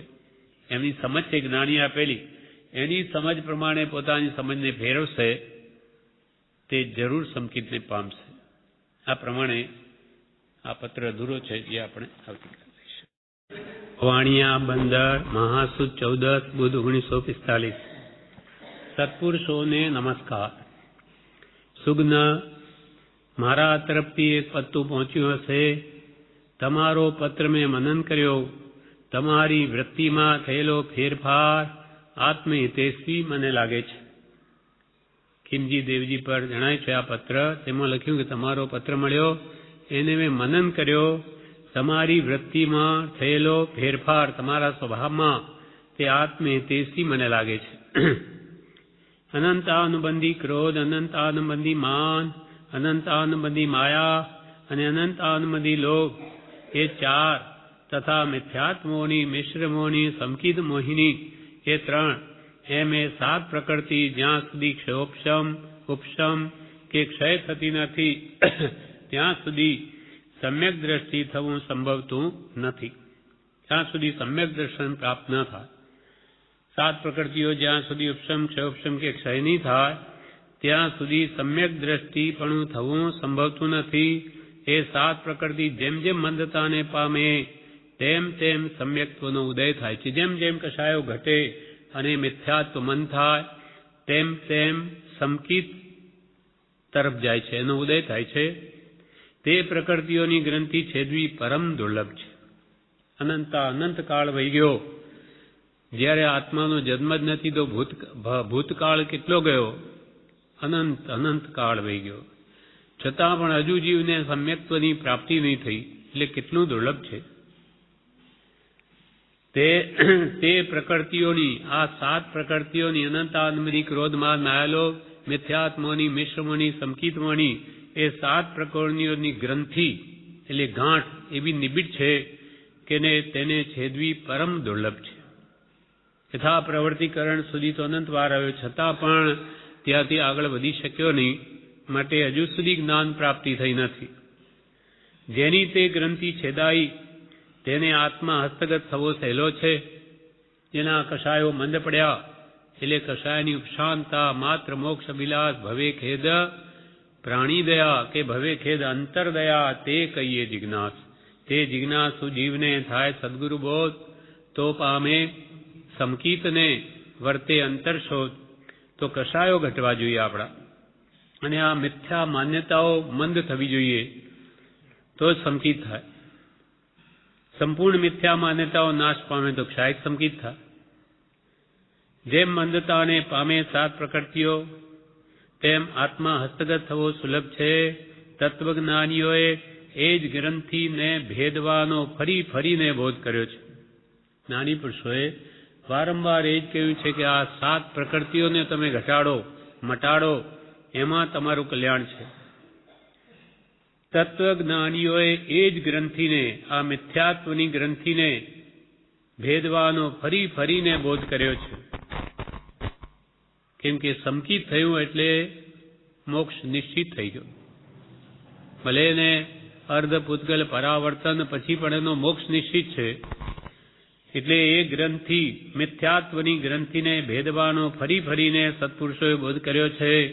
જે આત્મા અપ્રમાદ પડે તે ભેદવા ભણી દ્રષ્ટિ આપશે તે આત્મા આત્મત્વને પામશે નિસંદેહ છે. જે આત્મા, કોઈ પણ આત્મા અપ્રમાદી થઈ પુરુષાર્થી બની અને આ મિથ્યાત્વની ગ્રંથિને છેદવા ભણી ધ્યાન આપશે તે આત્મા જરૂર પોતાના શુદ્ધ આત્મ સ્વરૂપને પામશે. તે આત્મા આત્મત્વને પામશે એ નિસંદેહ છે, એમાં કોઈ શંકાને સ્થાન નથી. આટલું આપણે કાલે વાંચ્યું. હવે આગળ કહે છે, એ વસ્તુથી આત્મા અનંત કાળથી ભરપૂર રહ્યો છે. એ વસ્તુ એટલે કઈ વસ્તુથી? મિથ્યાત્વની ગ્રંથિથી. નીચે ફૂટનોટમાં લખ્યું ગ્રંથિ, મિથ્યાત્વની ગાંઠ તે આપણો આત્મા અનંત કાળથી એનો એ છે, મિથ્યાત્મા છે. એટલે કૃપાલદેવે આત્મસિદ્ધિમાં કહ્યું, આત્મ ભ્રાંતિ સમા રોગ નહીં. રોગ તો ઘણી જાતના છે. 6 કરોડ 12.5 લાખ રોગના પ્રકાર કયા?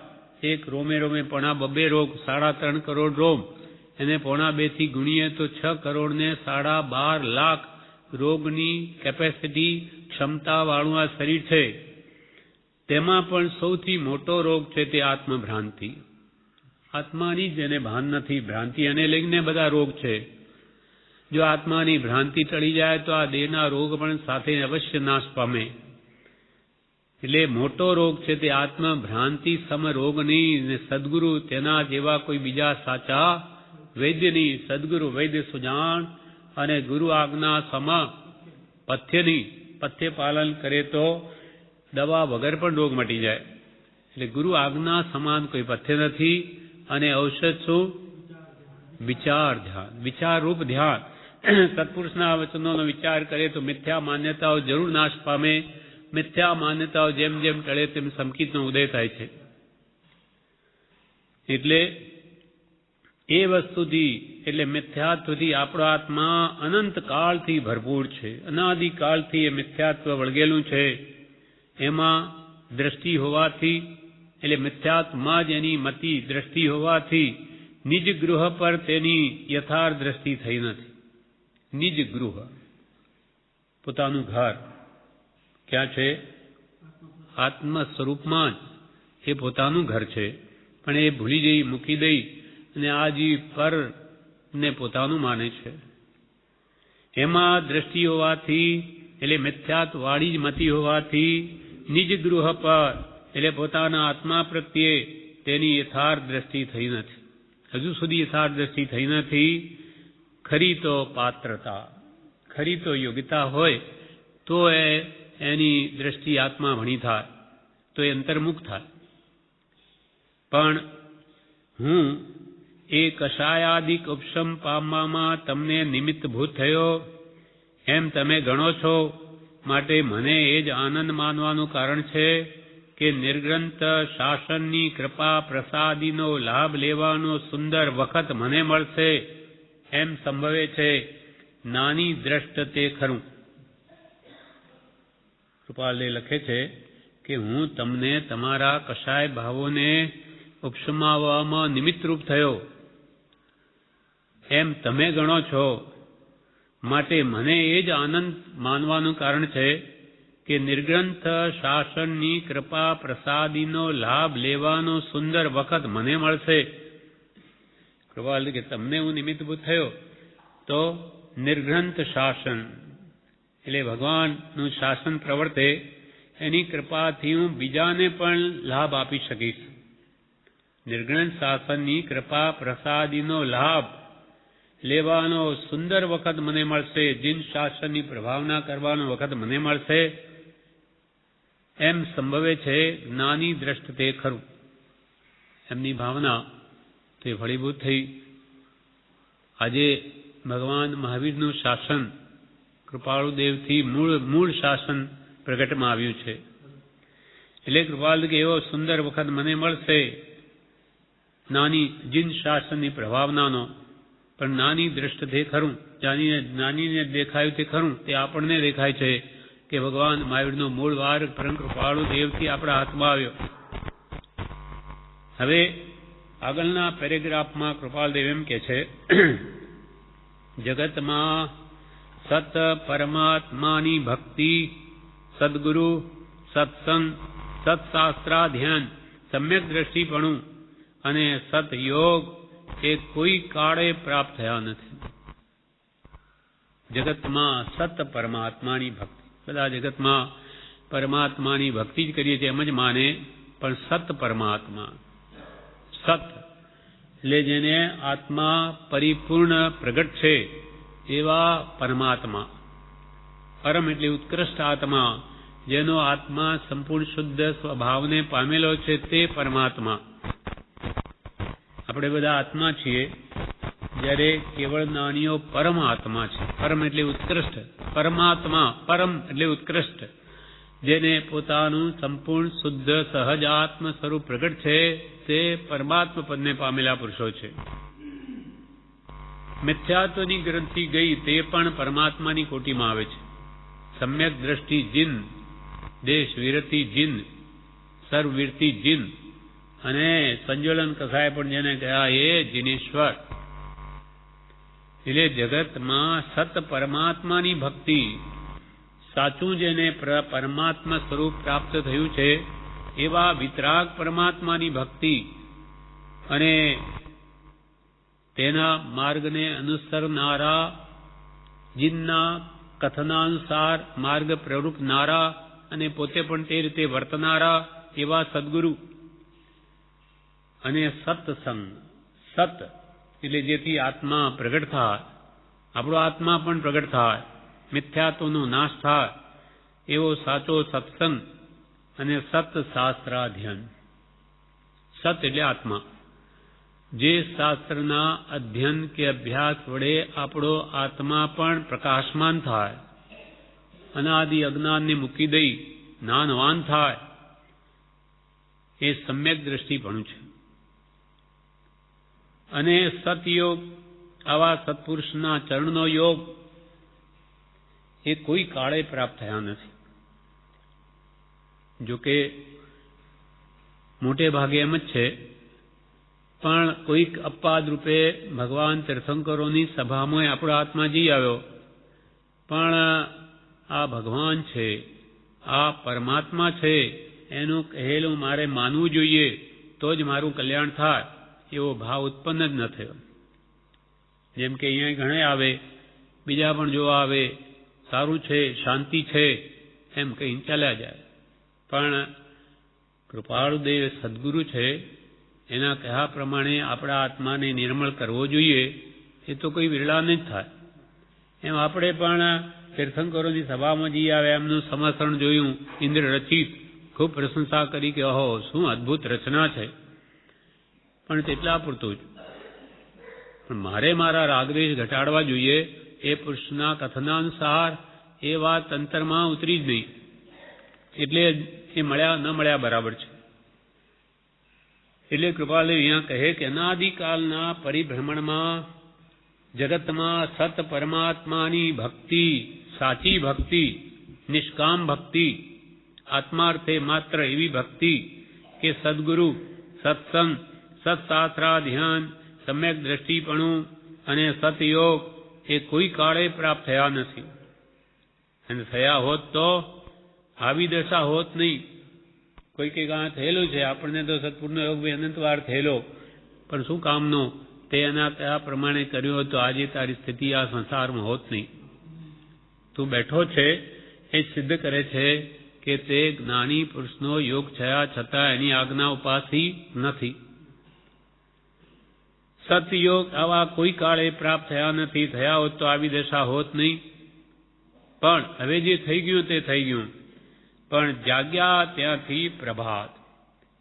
એમ રૂડા પુરુષોનો બોધ ધ્યાનમાં વિનયપૂર્વક આગ્રહી તે વસ્તુ માટે પ્રયત્ન કરવું એ જ અનંત ભવની નિષ્ફળતાનું એક ભવે સફળ થવું મને સમજાય છે. કૃપાલ કે જે નિરુપાયતા થઈ તે થઈ, હવે એનું શું? ભૂતકાળ વહી ગયો, ભૂતકાળમાં યોગ થયો તે સફળ ન થયો, હવે શું કરવું? ભૂતકાળને ભૂલી જવું, વર્તમાન સુધારવું, તો ભવિષ્ય સુધરશે. એટલે જાગ્યા ત્યાંથી પ્રભાત. જાગ્યા, સવારમાં મોડા જાગ્યા 8 વાગ્યા ગયા, 9 વાગે જાગ્યા, તો કે જાગ્યા ત્યાંથી સવાર ગણ, હવે કામ તો શરૂ કર. પણ કે હવે તો મોડું થઈ ગયું, હવે શું થાય? એમ કરવાથી કાંઈ વળે નહીં. જાગ્યા ત્યાંથી પ્રભાત, હવે તને ભાન આવ્યો તો હવેથી સહી કરવા માંડ. જાગ્યા ત્યાંથી પ્રભાત, એમ રૂડા પુરુષોનો બોધ, રૂડા પુરુષોએ, જ્ઞાની પુરુષોએ કહ્યું, તેને ધ્યાનમાં વિનયપૂર્વક આગ્રહી. જ્ઞાની પુરુષોએ એમ કહ્યું તો વિનયપૂર્વક એની આજ્ઞાને શિરોધારી કરે, ઉપાસે, આજ્ઞાને આગ્રહી એટલે ગ્રહણ કરે. તે રૂડા પુરુષોનો બોધ ધ્યાનમાં વિનયપૂર્વક આગ્રહી, તે વસ્તુ માટે, કઈ વસ્તુ માટે? પોતાના સ્વરૂપને પામવા માટે. પોતાનું સ્વરૂપ, શુદ્ધ સહજાત્મ સ્વરૂપ, એ જ પરમાત્મા સ્વરૂપ છે. આને પરમાત્મામાં કોઈ અંતર નથી. નિશ્ચયને તો પોતાનું શુદ્ધ સ્વરૂપ પામવા માટે પ્રયત્ન કરવું, એ જ અનંત ભવની નિષ્ફળતાનું એક ભવે સફળ થવું મને સમજાય છે. કે થઈ ગઈ, ભૂલે થઈ ગઈ, એનું શું આજે રોંદણા રડીએ કંઈ વળે એમ નથી. ભૂલ થઈ તે થઈ, પણ હવે તો પુરુષાર્થ કરીએ. એટલે હવે વસ્તુ માટે પ્રયત્ન કરવું. હવે મારો શુદ્ધ સ્વભાવ કેમ પ્રગટે અને સર્વ કર્મની બળવાન નિર્જરા કેમ થાય, નવીન કર્મનો બંધ ન થાય, જેથી હું જન્મથી છૂટું. એવો પોતાના શુદ્ધ સ્વરૂપને પામવા માટે પ્રયત્ન કરવું, પુરુષાર્થ કરવો, એ જ અનંત ભવની નિષ્ફળતાનું, અનંત ભવમાં તો નિષ્ફળ ગયા, નિષ્ફળતા મળી, અનંત ભવની નિષ્ફળતાનું એક ભવે સફળ થવું મને સમજાય છે. એક ભાવ પણ જો આત્માર્થે ગાડી દે જ્ઞાનીની આજ્ઞા અનુસાર, તો અનંત ભાવનું સાટો વળી રહે. એક જ ભાવ, કૃપાલ કે અનંત ભાવ તમે બીજી રીતે ગાળ્યા, એક ભાવ અમે કહીએ એમ કરો, જુઓ તો ખરા અખતરો કરીને શું પરિણામ આવે. તો કે તમારા અનંત ભાવનું સાટું વળી રહેશે. અનંત ભાવમાં અનંત દુઃખ પામ્યા, હવે તમે ભવિષ્યમાં સર્વકાળને માટે અનંત સુખ પામશો. બધું સાટું વળી જશે. પણ એક ભાવ અમે કહીએ એમ કરો તો, નહીં તો રાગદ્વેષ કદી જશે નહીં અને ફરી સંસાર જ ઉભો છે. એમ તો અનંત ભાવનું નિષ્ફળતાનું એક ભવે સફળ થવું મને સમજાય છે. હવે નવીન પેરેગ્રાફમાં કૃપાલે કહે છે, સદગુરુના ઉપદેશ વિના અને જીવની સતપાત્રતા વિના એમ થવું અટક્યું છે. તેની પ્રાપ્તિ કરીને સંસાર તાપથી તપતા માન આત્માને શીતળ કરવો, એ જ કૃતકૃત્યતા છે. સદગુરુના ઉપદેશ વિના સમજાય ન જીનરૂપ, સમજાવણ ઉપકાર સો સમજે જીન સ્વરૂપ. અહીંયા બે કારણ કૃપાલદેવે કહ્યા. અનાદિકાલથી રખડપટ્ટી ચાલતી આવે એનું શું કારણ? તો કે સત્પુરુષના ઉપદેશ વિના, એને જ્ઞાની પુરુષ મળ્યાથી સુણ્યું નથી, સદ્યું નથી. એ મળીએ સુણીએ છૂટવાની વાર્તાનો આત્માથી ભણકાર થશે. એ બે કારણ કયા? સદગુરુના ઉપદેશ વિના, સત્પુરુષનો ઉપદેશ એને ભાવ ભક્તિપૂર્વક સાંભળ્યો નથી, શ્રદ્ધાપૂર્વક. અને સત્પુરુષ મળ્યા તો પોતાની યોગ્યતા નહીં, સતમાર્ગ આરાધવાની જિજ્ઞાસા નહીં, અથવા વિષય કસાની મંદતા નહીં.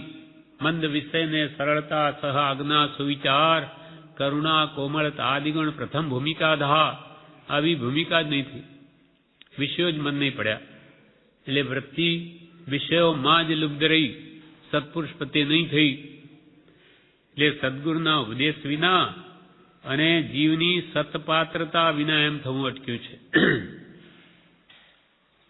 વિતરાગનો કહેલો પરમ શાંત રસમય ધર્મ તો પૂર્ણ સત્ય છે, પણ જીવના અનઅધિકારીપણાને લીધે, અનઅધિકારીપણું એટલે અયોગ્યતા, તથા સત્પુરુષના યોગ વિના સમજાતું નથી. હવે સત્પુરુષનો યોગ છે, આ બધું જ જ્ઞાનીનો પ્રત્યક્ષ જે કહ્યું એ જ છે. સ્યાત મુદ્રા છે, સ્યાત વચન છે, પણ એ પ્રમાણે વર્તમાની પોતાની તૈયારી જોઈએ. પણ એ નથી થતી. એટલે ખાંડું બાંડું અનાદિ કાલથી ચાલ્યા કરે. નાની મળે, પોતાને કલ્યાણ કરવાનો ભાવ ન હોય, પોતાને ભાવ જન્મે તો કોઈ કુગુરુ હાથમાં આવે એટલે પાછો રખડે. બે બરોબર યોગ બેસવા, નાની મળવા, પોતાને યેન કેન પ્રકારણ અર્થાત કાર્યમ સાધ્યામી વા દેહમ પાત્યામી વા, કાર્યની સિદ્ધિ કરીશ નહીં તો ભલે દેહ પડી જાય પણ બીજું નહીં કરું, માત્ર મોક્ષ અભિલાષ. એ બે થયા નથી. સદગુરુ મળે તો માત્ર મોક્ષ અભિલાષ થતો નથી, મોક્ષ અભિલાષ થાય તો સદગુરુ મળતા નથી. આ પ્રમાણે અનાદિકાળથી ખાંડું બાંડું ચાલ્યું આવે, એને લઈને આ જીવ સંસારમાં અનંતકાળથી ભટકે છે. સદગુરુના ઉપદેશ વિના અને જીવની સતપાત્રતા વિના એમ થવું અટક્યું છે, જ્ઞાન પ્રાપ્તિ અટકી છે. તેની પ્રાપ્તિ કરીને આત્માને પોતાના સ્વરૂપનું ભાન કરાવીને સંસાર તાપથી અત્યંત તપાયમાન આત્માને શીતળ કરવો એ જ કૃતકૃત્યતા છે. બસ હવે જે ભૂલ થઈ તે થઈ.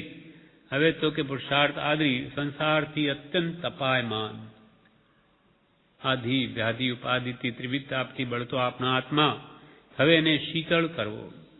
શીતળતા સ્વભાવમાં આવશે ત્યારે થશે. જેમ પાણીને અગ્નિ ઉપર મૂકી દીધો હોય તો એકદમ ખળબળ ખળબળ થયા કરે. ઉષ્ણ ઉદક જેવો રે આ સંસાર છે.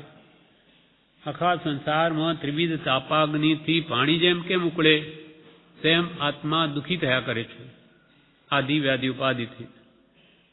પણ અગ્નિ પરથી એને નીચે ઉતારી દે પાણીને તો સભામાં આવી જાય.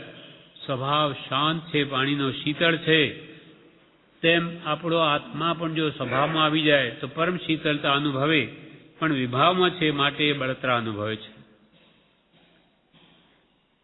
તેની પ્રાપ્તિ કરીને એટલે સદગુરુ મળ્યા પછી સંસાર તાપથી અત્યંત તપાયમાન આત્માને શીતળ કરવો, શાંત કરવો એ જ કૃતકૃત્યતા છે, એ જ કરવાયોગી છે, અથવા એ કરે છૂટકો છે, કાર્યની પૂર્ણતા છે. એ પ્રયોજનમાં તમારું ચિત્ત આકર્ષાયું એ સર્વોત્તમ ભાગ્યનો અંશ છે, આશીર્વચન છે કે તેમાં તમે ફળીભૂત થાઓ. કૃપાલદેવ એમને લખે છે કે આવા આત્મકલ્યાણ કરવામાં તમારું ધ્યાન ખેંચાયું, આકર્ષિત થયું, એ તો સર્વોત્તમ ભાગ્યનો અંશ છે. તમારા પરમ ભાગ્યનો ઉદય થયો કે તમારું ચિત્ત આત્મકલ્યાણ ભણી આકર્ષિત થયું. આપણે ડુંગરસિંહભાઈ કહેજો, પેલા કહેજો અવાજ બંધ કરે. આવા આત્મકલ્યાણ ભણી તમારું ધ્યાન ખેંચાયું તો એ તો સર્વોત્તમ ભાગ્યનો અંશ છે. નહીં તો આ કાળમાં તો જિજ્ઞાસા આત્મપ્રાપ્તિની થવી એ દુર્લભ છે. અને કૃપાલદેવ આશીર્વાદ આપે છે કે આશીર્વચન છે કે તેમાં તમે ફળીભૂત થાઓ, તેમાં સફળતા મેળવો એવો અમારો આશીર્વાદ છે. અર્થાત તમારે આત્મકલ્યાણની ઈચ્છા થઈ છે તો તમને આત્મકલ્યાણની પ્રાપ્તિ થાઓ, એ માર્ગે આગળ વધો, એમાં અમારો તમને આશીર્વચન છે, આશીર્વાદ છે. આશીર્વચન છે કે તેમાં તમે ફળીભૂત થાઓ. હવે આગળ કે છે ભિક્ષા સંબંધી પ્રયત્નમાં હમણાં મૂલતવો, જ્યાં સુધી સંસાર જેમ ભોગવવો નિમિત્ત હશે તેમ ભોગવવો પડશે, તે વિના છૂટકો પણ નથી. હવે એમને કંઈ દીક્ષા લેવાની ભાવના હશે એટલે કૃપાલદેવ શું કે હમણાં વાત મુલતવી રાખો. સંસાર ભોગવવો હશે તો હજુ ભોગવવો પડશે તમારે. ભિક્ષા સંબંધી, દીક્ષા લે તો પછી ભિક્ષા લેવા જાય. ભિક્ષા સંબંધી પ્રયત્નતા હમણાં મુલતવો, દીક્ષા લેવાની વાત હમણાં મુલતવી રાખો. જ્યાં સુધી સંસાર જેમ ભોગવવો નિમિત્ત હશે, તમારે સંસાર હજુ ભોગવો, ભોગાવલી કર્મ હશે તેમ ભોગવવો પડશે, તે વિના છૂટકો પણ નથી. તમારું ધાર્યું નહીં થાય, ધાર્યું કર્મ પ્રમાણે જ થશે અને તમારે સંસારના દુઃખ ભોગવા હશે તો ભોગવા જ પડશે, તે વિના છૂટકો પણ નથી. અનાયાસે યોગ્ય જગા સાંપડી જાય તો તેમ નહીં તો પ્રયત્ન કરવું પડશે.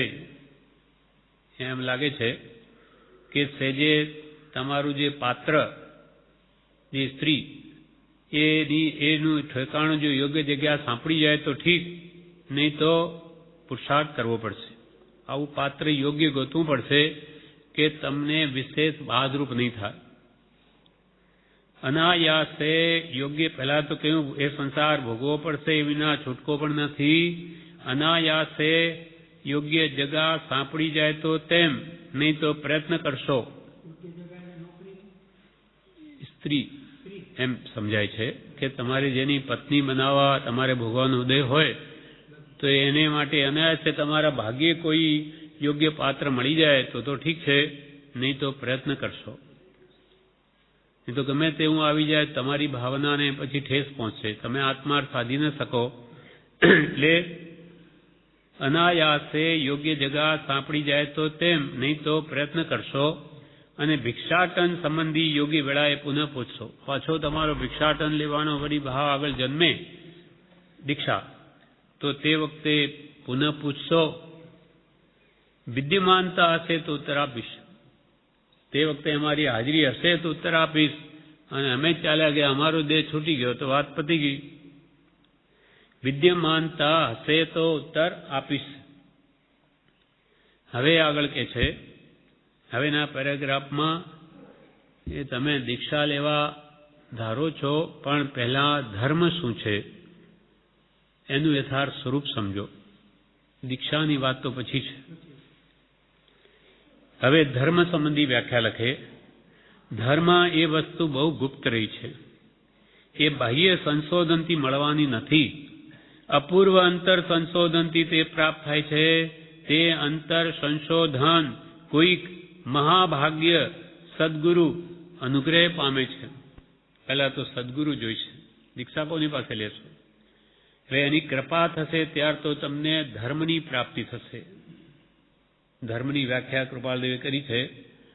ધર્મ એક તો ધર્મ કહે આત્મ સ્વભાવ કો શાસ્ત્રો વસ્તુ સહાવો ધમ્મો માગદીમાં વસ્તુ એટલે વસ્તુ, સહાવો એટલે સ્વભાવો ધમ્મો, વસ્તુનો સ્વભાવ એ જ એનો ધર્મ છે.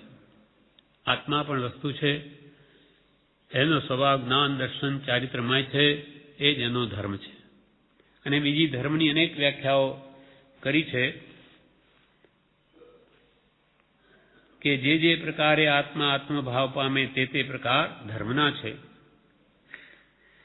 વળી અહીંયા કે છે 761 પાન ઉપર કૃપાલય જણાવે છે વ્યાખ્યાન સાર 1માં ધર્મની બધી વ્યાખ્યાઓ રત્નકરણ સાવકાચારના આધારે દિગંબર ગ્રંથ છે. હા, પ્રભુશ્રી કે અમને 2 ગ્રંથ બહુ જ સુંદર લાગે, બહુ જ અમને ગમ્યા છે. તે એક તો કે રત્નકરણ સાવકાચાર અને બીજો સમયસાર. એટલે આ છે વ્યવહાર ગ્રંથ, વ્યવહારને બતાવનાર શુદ્ધ રીતે, અને પેલો છે નિશ્ચય પ્રધાન ગ્રંથ સમયસાર.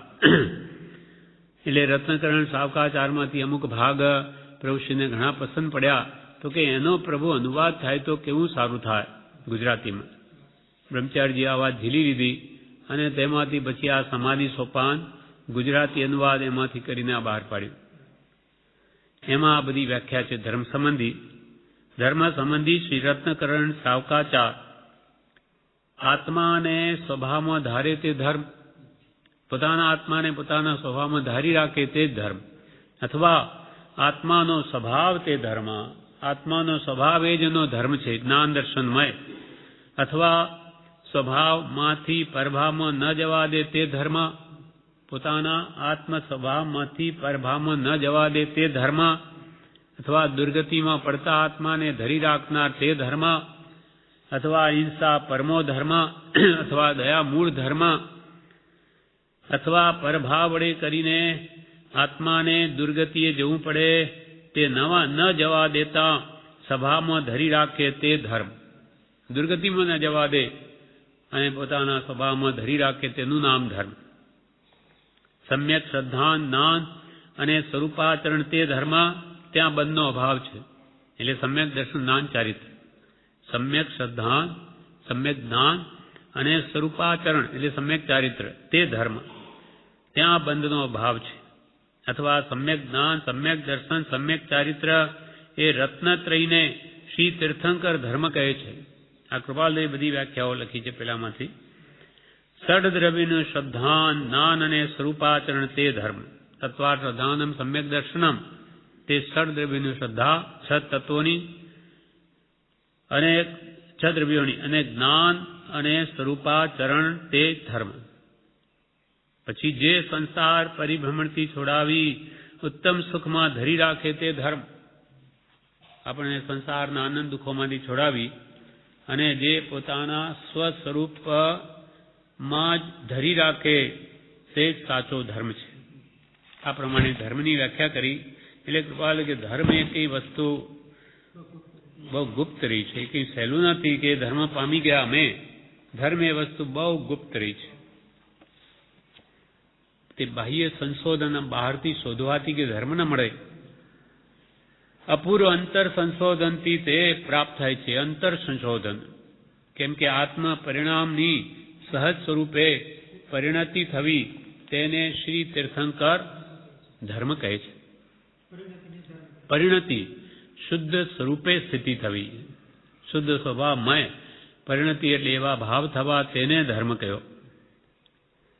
એટલે આ તો અંતર સંશોધનની વાત છે. અંતરમાંથી આત્માને શુદ્ધ કરે તો ધર્મ પ્રગટે.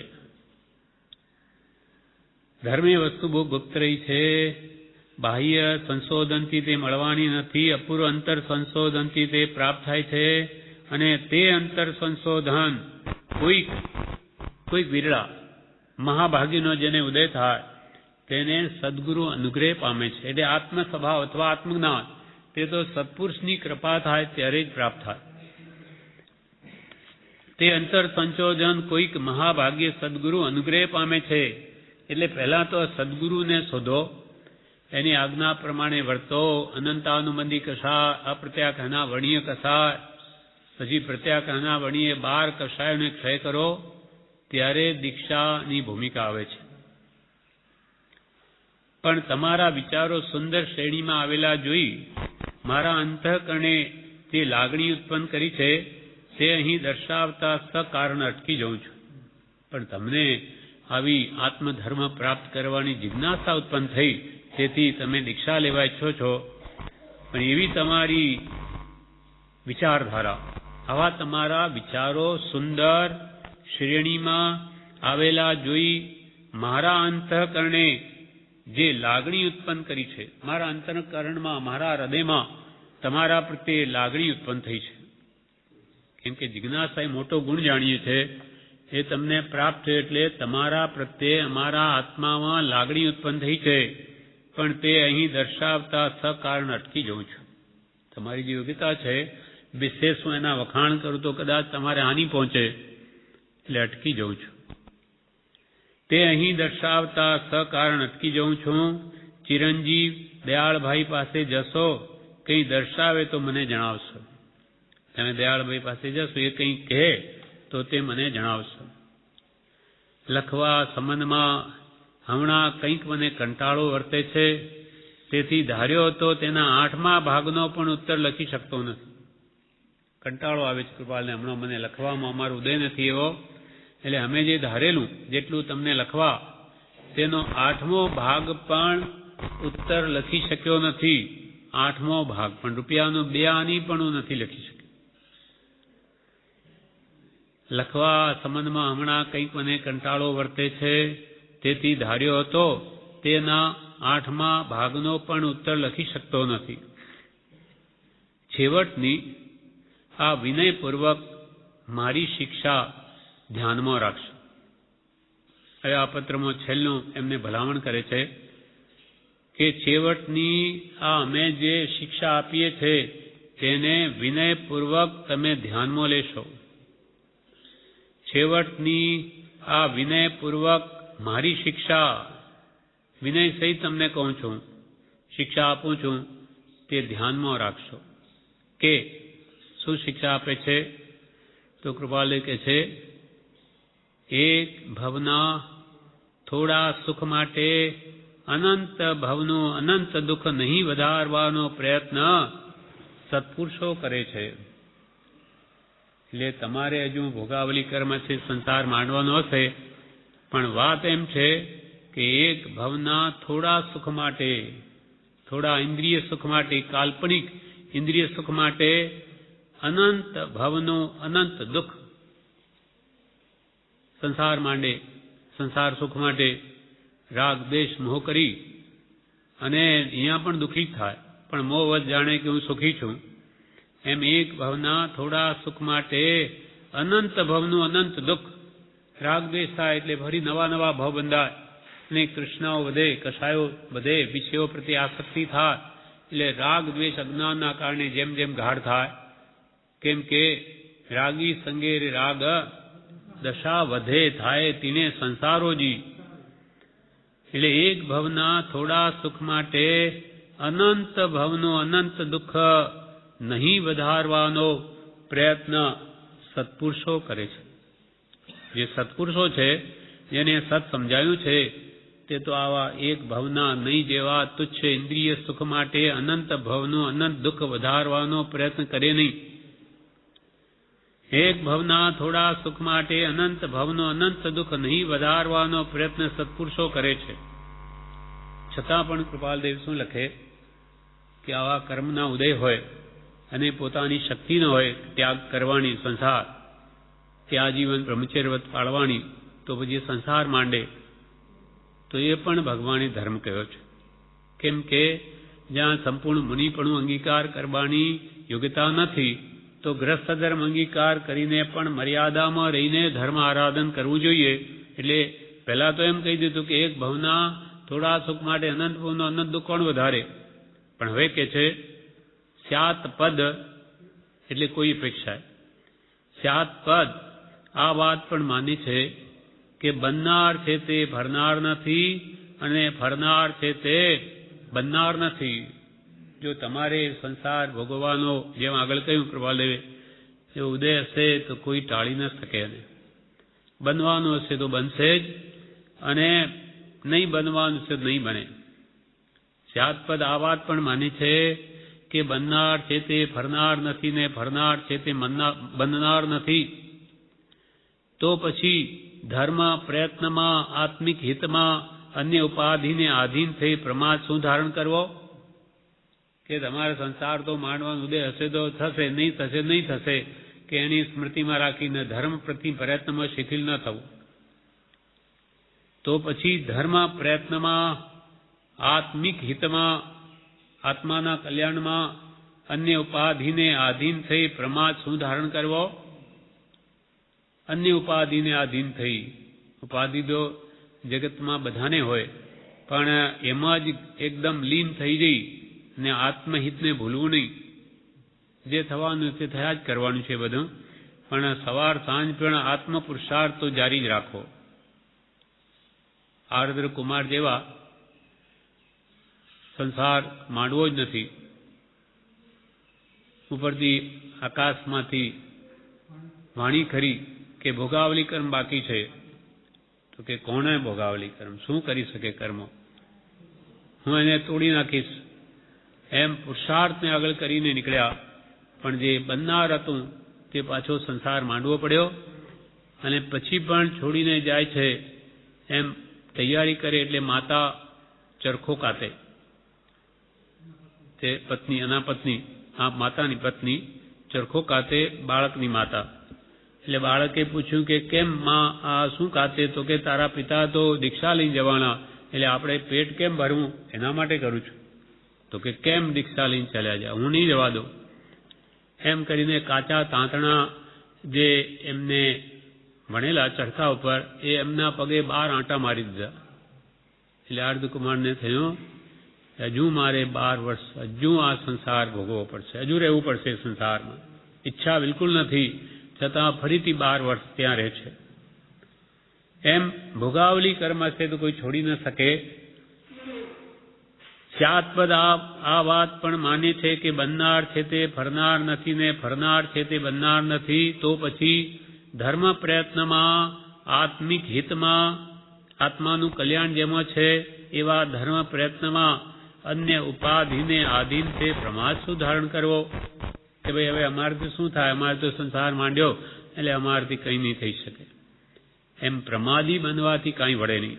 કેમ નહીં થાય? આટલા બધા કામ કરું, સવાર સાંજ આત્મહિત પણ કરું, અને કેમ આ અંતરની ભાવનાઓ નિર્મળ થાય, વિષયક થાય, કેમ મન થાય, એનો પુરુષાર્થ કરું. તો પછી ધર્મ પ્રયત્નમાં, આત્મિક હિતમાં અન્ય ઉપાધિને આધીન થઈ પ્રમાદ શું ધારણ કરવો? આમ છે છતાં દેશ, કાળ, પાત્ર, ભાવ જોવા જોઈએ. ભલે આવું છે તો પણ કેવો દેશ છે. જેમ કે આજે વર્તમાન સમય કેવો છે. આ સમયમાં દીક્ષા લઈએ તો ક્યાં સત્પુરુષ છે? કોના આધારે જીવીએ? બ્રહ્મચારી રહીએ તો એ કોણ છે ઉપર સત્પુરુષ? અથવા સત્સંગમાં નિવાસ કરવાની પોતાની સદૈવ ને માટે શક્તિ છે કે નહીં? એવો દેશ જોવો જોઈએ. આર્ય દેશ છે આ તો, પણ છતાં પણ મુંબઈ જેવામાં રહેવાનું થતું હોય તો પાલન કરવું, આ બધા વ્રતો મુશ્કેલ છે. તો દેશ જોવો જોઈએ, કાળ જોવો જોઈએ, સમય જોવો જોઈએ. આ કેવો ભયંકર આ કલિકાલ વર્તી રહ્યો છે. મનુષ્યના મન કેવા દૂષિત છે, વાતાવરણ કેવું ગંદુ છે, મોહવાળું. તો એવો દેશ, કાળ અને પાત્ર, પોતાની પાત્રતા કેવી છે એ પણ જોવાનું, યોગ્યતા. અને ઘર માંડે તો સામા જીવની પણ પાત્રતા કેવી છે એ પણ જોવું. એટલે દેશ, કાળ, પાત્ર અને ભાવ, પોતાના ભાવ કેવા છે, કેવા ભાવ રહે છે રોજે, કે આજીવન બ્રહ્મચારી રહી શકો એવો ભાવ લાગે છે. પોતે તો પોતાના ભાવ પોતાથી અજાણ્યા નથી, એ બધું જોવું જોઈએ. થવા કાળ તો થશે જ, છતાં આમ છે છતાં દેશ, કાળ, પાત્ર, ભાવ જોવા જોઈએ. સત્પુરુષોનું યોગ બળ જગતનું કલ્યાણ કરો. ચાહે મુનિ અવસ્થા હો કે બ્રહ્મચર્ય અવસ્થા હો કે ભલે ગ્રસ્ત અવસ્થા હો, પણ સત્પુરુષોનું યોગ બળ જગતનું કલ્યાણ કરો. સત્પુરુષના વચન બળે નિર્વાણ માર્ગને ઘણા પામ્યા છે. ગ્રસ્તો ઉત્તમ મુનિ પણ ન પાડી શકાય તો ગ્રસ્તો રહીને પણ કલ્યાણ કર્યું છે. પોતાની શક્તિ પ્રમાણે કરવું, યથાશક્તિ કહ્યું. સત્પુરુષોનું યોગ બળ જગતનું કલ્યાણ કરો. મન વચન કાયાના યોગ. જેમ કે જ્ઞાની પુરુષોનું વચન બળ, તો આને લઈને આ વચનો નીકળ્યા. કાય બળથી આ લખ્યું પત્રો, મનોબળથી આખા જગતનું હિત ઈચ્છ્યું, આખા જગતનું કલ્યાણ કરી દઉં એવી જે તીર્થંકરોની કે કૃપાળુની ભાવના હતી, બધાને જીન માર્ગે ચડાવી દઉં, એ એમનો ભાવ છે, એ મનોબળ. વચન બળથી આ બોલીને અનેક ઉપદેશ આપ્યા અનેકને, અને કાય યોગથી આ બધા શાસ્ત્રો લખ્યા કે વિનય વિવેકપૂર્વક જેનું વર્તન છે એ મન વચન કાયાની પ્રત્યેક અદ્ભુત ચેષ્ટા એ સામાન્ય બોધ જ આપનારી હોય છે. એટલે સત્પુરુષોનું યોગ બળ જગતનું કલ્યાણ કરો. જગતનું, આખા જગતનું. જગત જીવો કોઈ પણ જીવ હો જે એમની આજ્ઞા આરાધે તે પામે. ત્યાં કોઈ જાતિ કે વેશનો ભેદ નથી, કે કોઈ દેશનો ભેદ નથી, કે ભાઈ હિન્દુસ્તાનનો હોય તો પામે, અમેરિકાનો ન પામે, એવું નથી. અથવા કે બ્રાહ્મણ જાતિનો હોય તો પામે, કે વણિક જાતિનો પામે, પટેલ વગેરે ન પામે, એવું કંઈ નથી. ક્ષત્રિય હો, ક્ષુદ્ર છતાં પામે. જાતિ કે વેશનો ભેદ નહીં. સ્ત્રી વેદ હો કે પુરુષ વેદ હો કે ગમે તે વેશ હો, પણ જે કયો માર્ગ જો હોય તો સાધે તે મુક્તિ લે. ભગવાને જે પ્રમાણે મુનિ ધર્મ બોધ્યો કે ગ્રસ્ત ધર્મ બોધ્યો કે બ્રહ્મચર્યને અનુસાર ભૂમિકા બોધી, એ અનુસાર જે વર્તે તે પામશે, ગમે તે જાતિનો હોય. આત્મા ઉપર કંઈ જાતિની છાપ નથી. કે બધા આત્મા પરમાત્મા જેવા છે. જે ભગવાનના કથના અનુસાર વર્તે તે સ્વ સ્વરૂપને પામશે. એટલે ખુલ્લી ગાથા જ લખી દીધી કે જાતિ વેશનો ભેદ નહીં, કયો માર્ગ જો હોય. કયો માર્ગ જો હોય, ભગવાને કયો માર્ગ તો એ જ રાખવો પડશે. સાધે તે મુક્તિ લહે, એમાં ભેદ ન કોઈ. સત્પુરુષોનું યોગ બળ જગતનું કલ્યાણ કરો એમ ઈચ્છી વળતી ટપાળે પત્ર લખવા વિનંતી કરી પત્રિકા પૂર્ણ કરું છું. એમ જગતનું કલ્યાણ કરો, સત્પુરુષની ઈચ્છા એમ ઈચ્છી અને વળતી ટપાલે તમે પાછો આ પત્રનો જવાબ લખશો. જવાબ એટલે કે દીક્ષા સંબંધી જે તમારા પ્રયત્ન છે, તમે શું વિચાર કર્યો વગેરે પાછો ટપાલ વળતીથી જવાબ આપશો. એમ ઈચ્છી વળતી ટપાળે પત્ર લખવા વિનંતી કરી પત્રિકા પૂર્ણ કરું છું. લીખી માત્ર રવજી આત્મજ રાયચંદના પ્રણામ નિરાગ શ્રેણી સમુચ્ચય. લીખી માત્ર રવજી આત્મજ, રવજી એટલે રવજીભાઈ, આત્મજ એટલે પુત્ર, રવજીભાઈના પુત્ર રાયચંદના પ્રણામ. પછી ડેશ કરીને શું લખ્યું? રાયચંદ કેવા છે? નિરાગ શ્રેણી સમુચ્ચય, એટલે જેની નિરાગ શ્રેણીના જે ચડતા ચડતા પરિણામે વિતરાગની શ્રેણી પ્રતિ સમયે ચડી રહી છે. નાનીને પ્રતિ સમયે બળવાન કર્મોની નિદ્રા છે અને સમય સમયે એ એમની અનંત ગુણ વિશિષ્ટ દશા વધતી જાય છે. એટલે નિરાગ શ્રેણી સમુચ્ચય, સમુચ્ચય એટલે ચડતા ચડતા પરિણામે આ શ્રેણી જે છે ચડતા ચડતા સમુચ્ચય એટલે આવો સમુચ્ચય એટલે સમૂહનો ભાવ, તે પ્રતિ સમયે વિતરાગતા ભણી જ વહી રહ્યો છે. વિતરાગ શ્રેણી સમુચ્ચય એટલે વિતરાગ શ્રેણીના ચડતા ચડતા પરિણામે રવજી આત્મજ રાયચંદના પ્રણામ. એમાં પોતાની દશા પણ બતાવી દીધી. આ પ્રમાણે આ પત્રાંક 47 પૂરો થયો. એનું વિવેચન પણ છે, નાનું છે.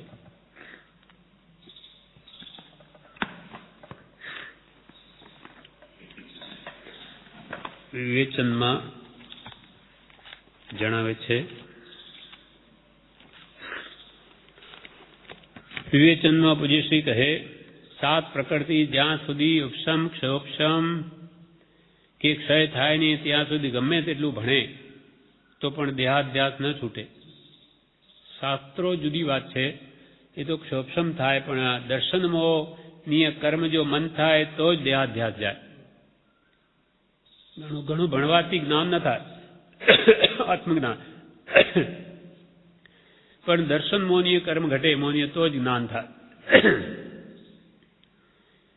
ગમે તેટલું ભણે તો પણ દેહાધ્યાસ ન છૂટે.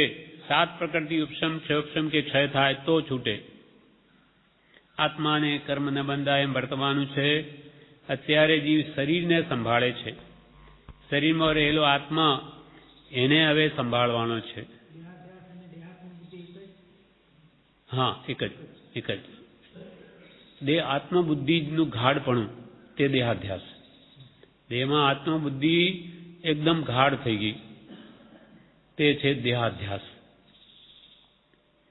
શરીરમાં રહેલો આત્મા એને હવે સંભાળવાનો છે, પણ આ જીવ શરીરને સંભાળે છે. 7 પ્રકૃતિ ક્ષય થવા માટે 6 પદ કહ્યા. જ્ઞાન દર્શન ભક્તિ આરાધે તો દેહ ભાવ છૂટે. આત્મસિદ્ધિ એ માટે લખી છે, જે જ્ઞાનીઓ કહ્યું છે તે મારે કરવું છે એમ જો જીવને થાય તો દેહ ભાવ છૂટે. પહેલું એ કરવાનું છે, જેને સમ્યક દર્શન થયું છે તેના વચનોની અને તેની શ્રદ્ધા કરવી. પહેલા તો જ્ઞાની પુરુષની શ્રદ્ધા કરવી, તેના વચનોની. એમ કરવાથી કર્મ માર્ગ આપે છે. પછી તો એના કયા પ્રમાણે વર્તે. પહેલા સત્સંગ કરીને જ્ઞાનીને ઓળખવા. જ્ઞાની પુરુષ કોને કયા એ પહેલા જાણવું, પછી તેના પ્રત્યે ભક્તિ જગાડવી. ત્યારે સદગુરુના આત્માની ચેષ્ટાને વિશે વૃત્તિ રહેશે. એ ભક્તિનું ફળ છે. બહુ વિચારવાનું છે, બહુ વિચારવાનું છે. ઘણું એ જીવે વાંચ્યું છે પણ વિચાર્યું નથી. ઘણું વિચારવાનું છે. વાંચી લે પણ એના પર વિચાર ન કરે તો એ ભાવ પોતાના હૃદયમાં ઉતરતો નથી. છૂટે દેહાધ્યાસ તો નહીં કરતા તું કર્મ, નહીં ભોગતા તું તેહનો એ જ ધર્મનો મર્મ. ધર્મ સમજ્યો ત્યારે કહેવાય કે જ્યારે દેહાધ્યાસ છૂટે. દેહમાં જે આપણી અહંબુદ્ધિ આસક્તિ છે એ છૂટે ત્યારે જે ધર્મ સમજ્યો કહેવાય. આત્માથી ભિન્ન વસ્તુઓમાં મોહ મારે રાખવો નથી. દેહનું ગમે તેમ થાવ, પણ મારે તો આત્માનું કલ્યાણ કરવું છે. એ માટે સદગુરુને દેહ અર્પણ કરવો. જ્ઞાની પુરુષો કહે છે કે દુઃખ થાય છે તે દેહનો ધર્મ છે, તો તેમ માનવું. મને કે બહુ દુઃખ થાય છે, શરીરમાં રોગ આવે તો કે દુઃખ થાય એ તો શરીરનો ધર્મ જ છે. શારીરિક વેદનાને દેહનો ધર્મ જાણી અને બાંધેલા એવા કર્મોનું ફળ જાણી સમ્યક પ્રકારે યાસવાયું છે. ક્ષમતાભાવે સહન કરવું સમ્યક પ્રકારે. એટલે રોગ થાય ત્યારે કે આવા વિચાર કરવા કે દુઃખ જે થાય છે એ તો દેહનો ધર્મ છે, તો તેમ માનવું. નાની પ્રત્યે દ્રષ્ટિ રાખવાની છે. માનાદિક શત્રુ મહાન નિજ છંદે ન મરાય, જાતા સદગુરુ શરણમાં અલ્પ પ્રયાસે જાય. સદગુરુનું શરણું સાચું ગ્રહણ થયું તો પછી એને મારાપણું ન થાય. માનાદિકને શત્રુ કહ્યા તો મારે રાખવા નથી, કાઢી નાખવા છે એમ થાય. આપણને કૃપાલના વચનો પર વિશ્વાસ આવે તો કૃપાલ એમ કે છે કે માના અધિક મહાન શત્રુ છે આ કસાય ભાવો, તો કે એને કાઢી નાખવા. આત્મા ભાસતો નથી. સમ્યક દર્શન થાય તો આત્મા ભાસે. સમ્યક દર્શન થયા પછી સમ્યક ચારિત્ર માટે પુરુષાર્થ કરવાનો છે. સમ્યક તે અંતરાત્મા છે, પછી પરમાત્મા થવા પુરુષાર્થ કરવાનો છે. પરમા વૃત્તિ જાય તે બધો પરમત ભાવ છે. બહિરાત્મામાંથી પહેલા અંતરાત્મા થવું અને પછી પરમાત્મા થવાનો પુરુષાર્થ કરવો, તો જરૂર પોતાનું પરમાત્મ સ્વરૂપ પ્રગટ થશે. આ પ્રમાણે વિવેચન પૂર્ણ થયું. વિશેષ આગળનો 48મો પત્રાંક છે, તે આપણે આવતીકાલે લઈશું.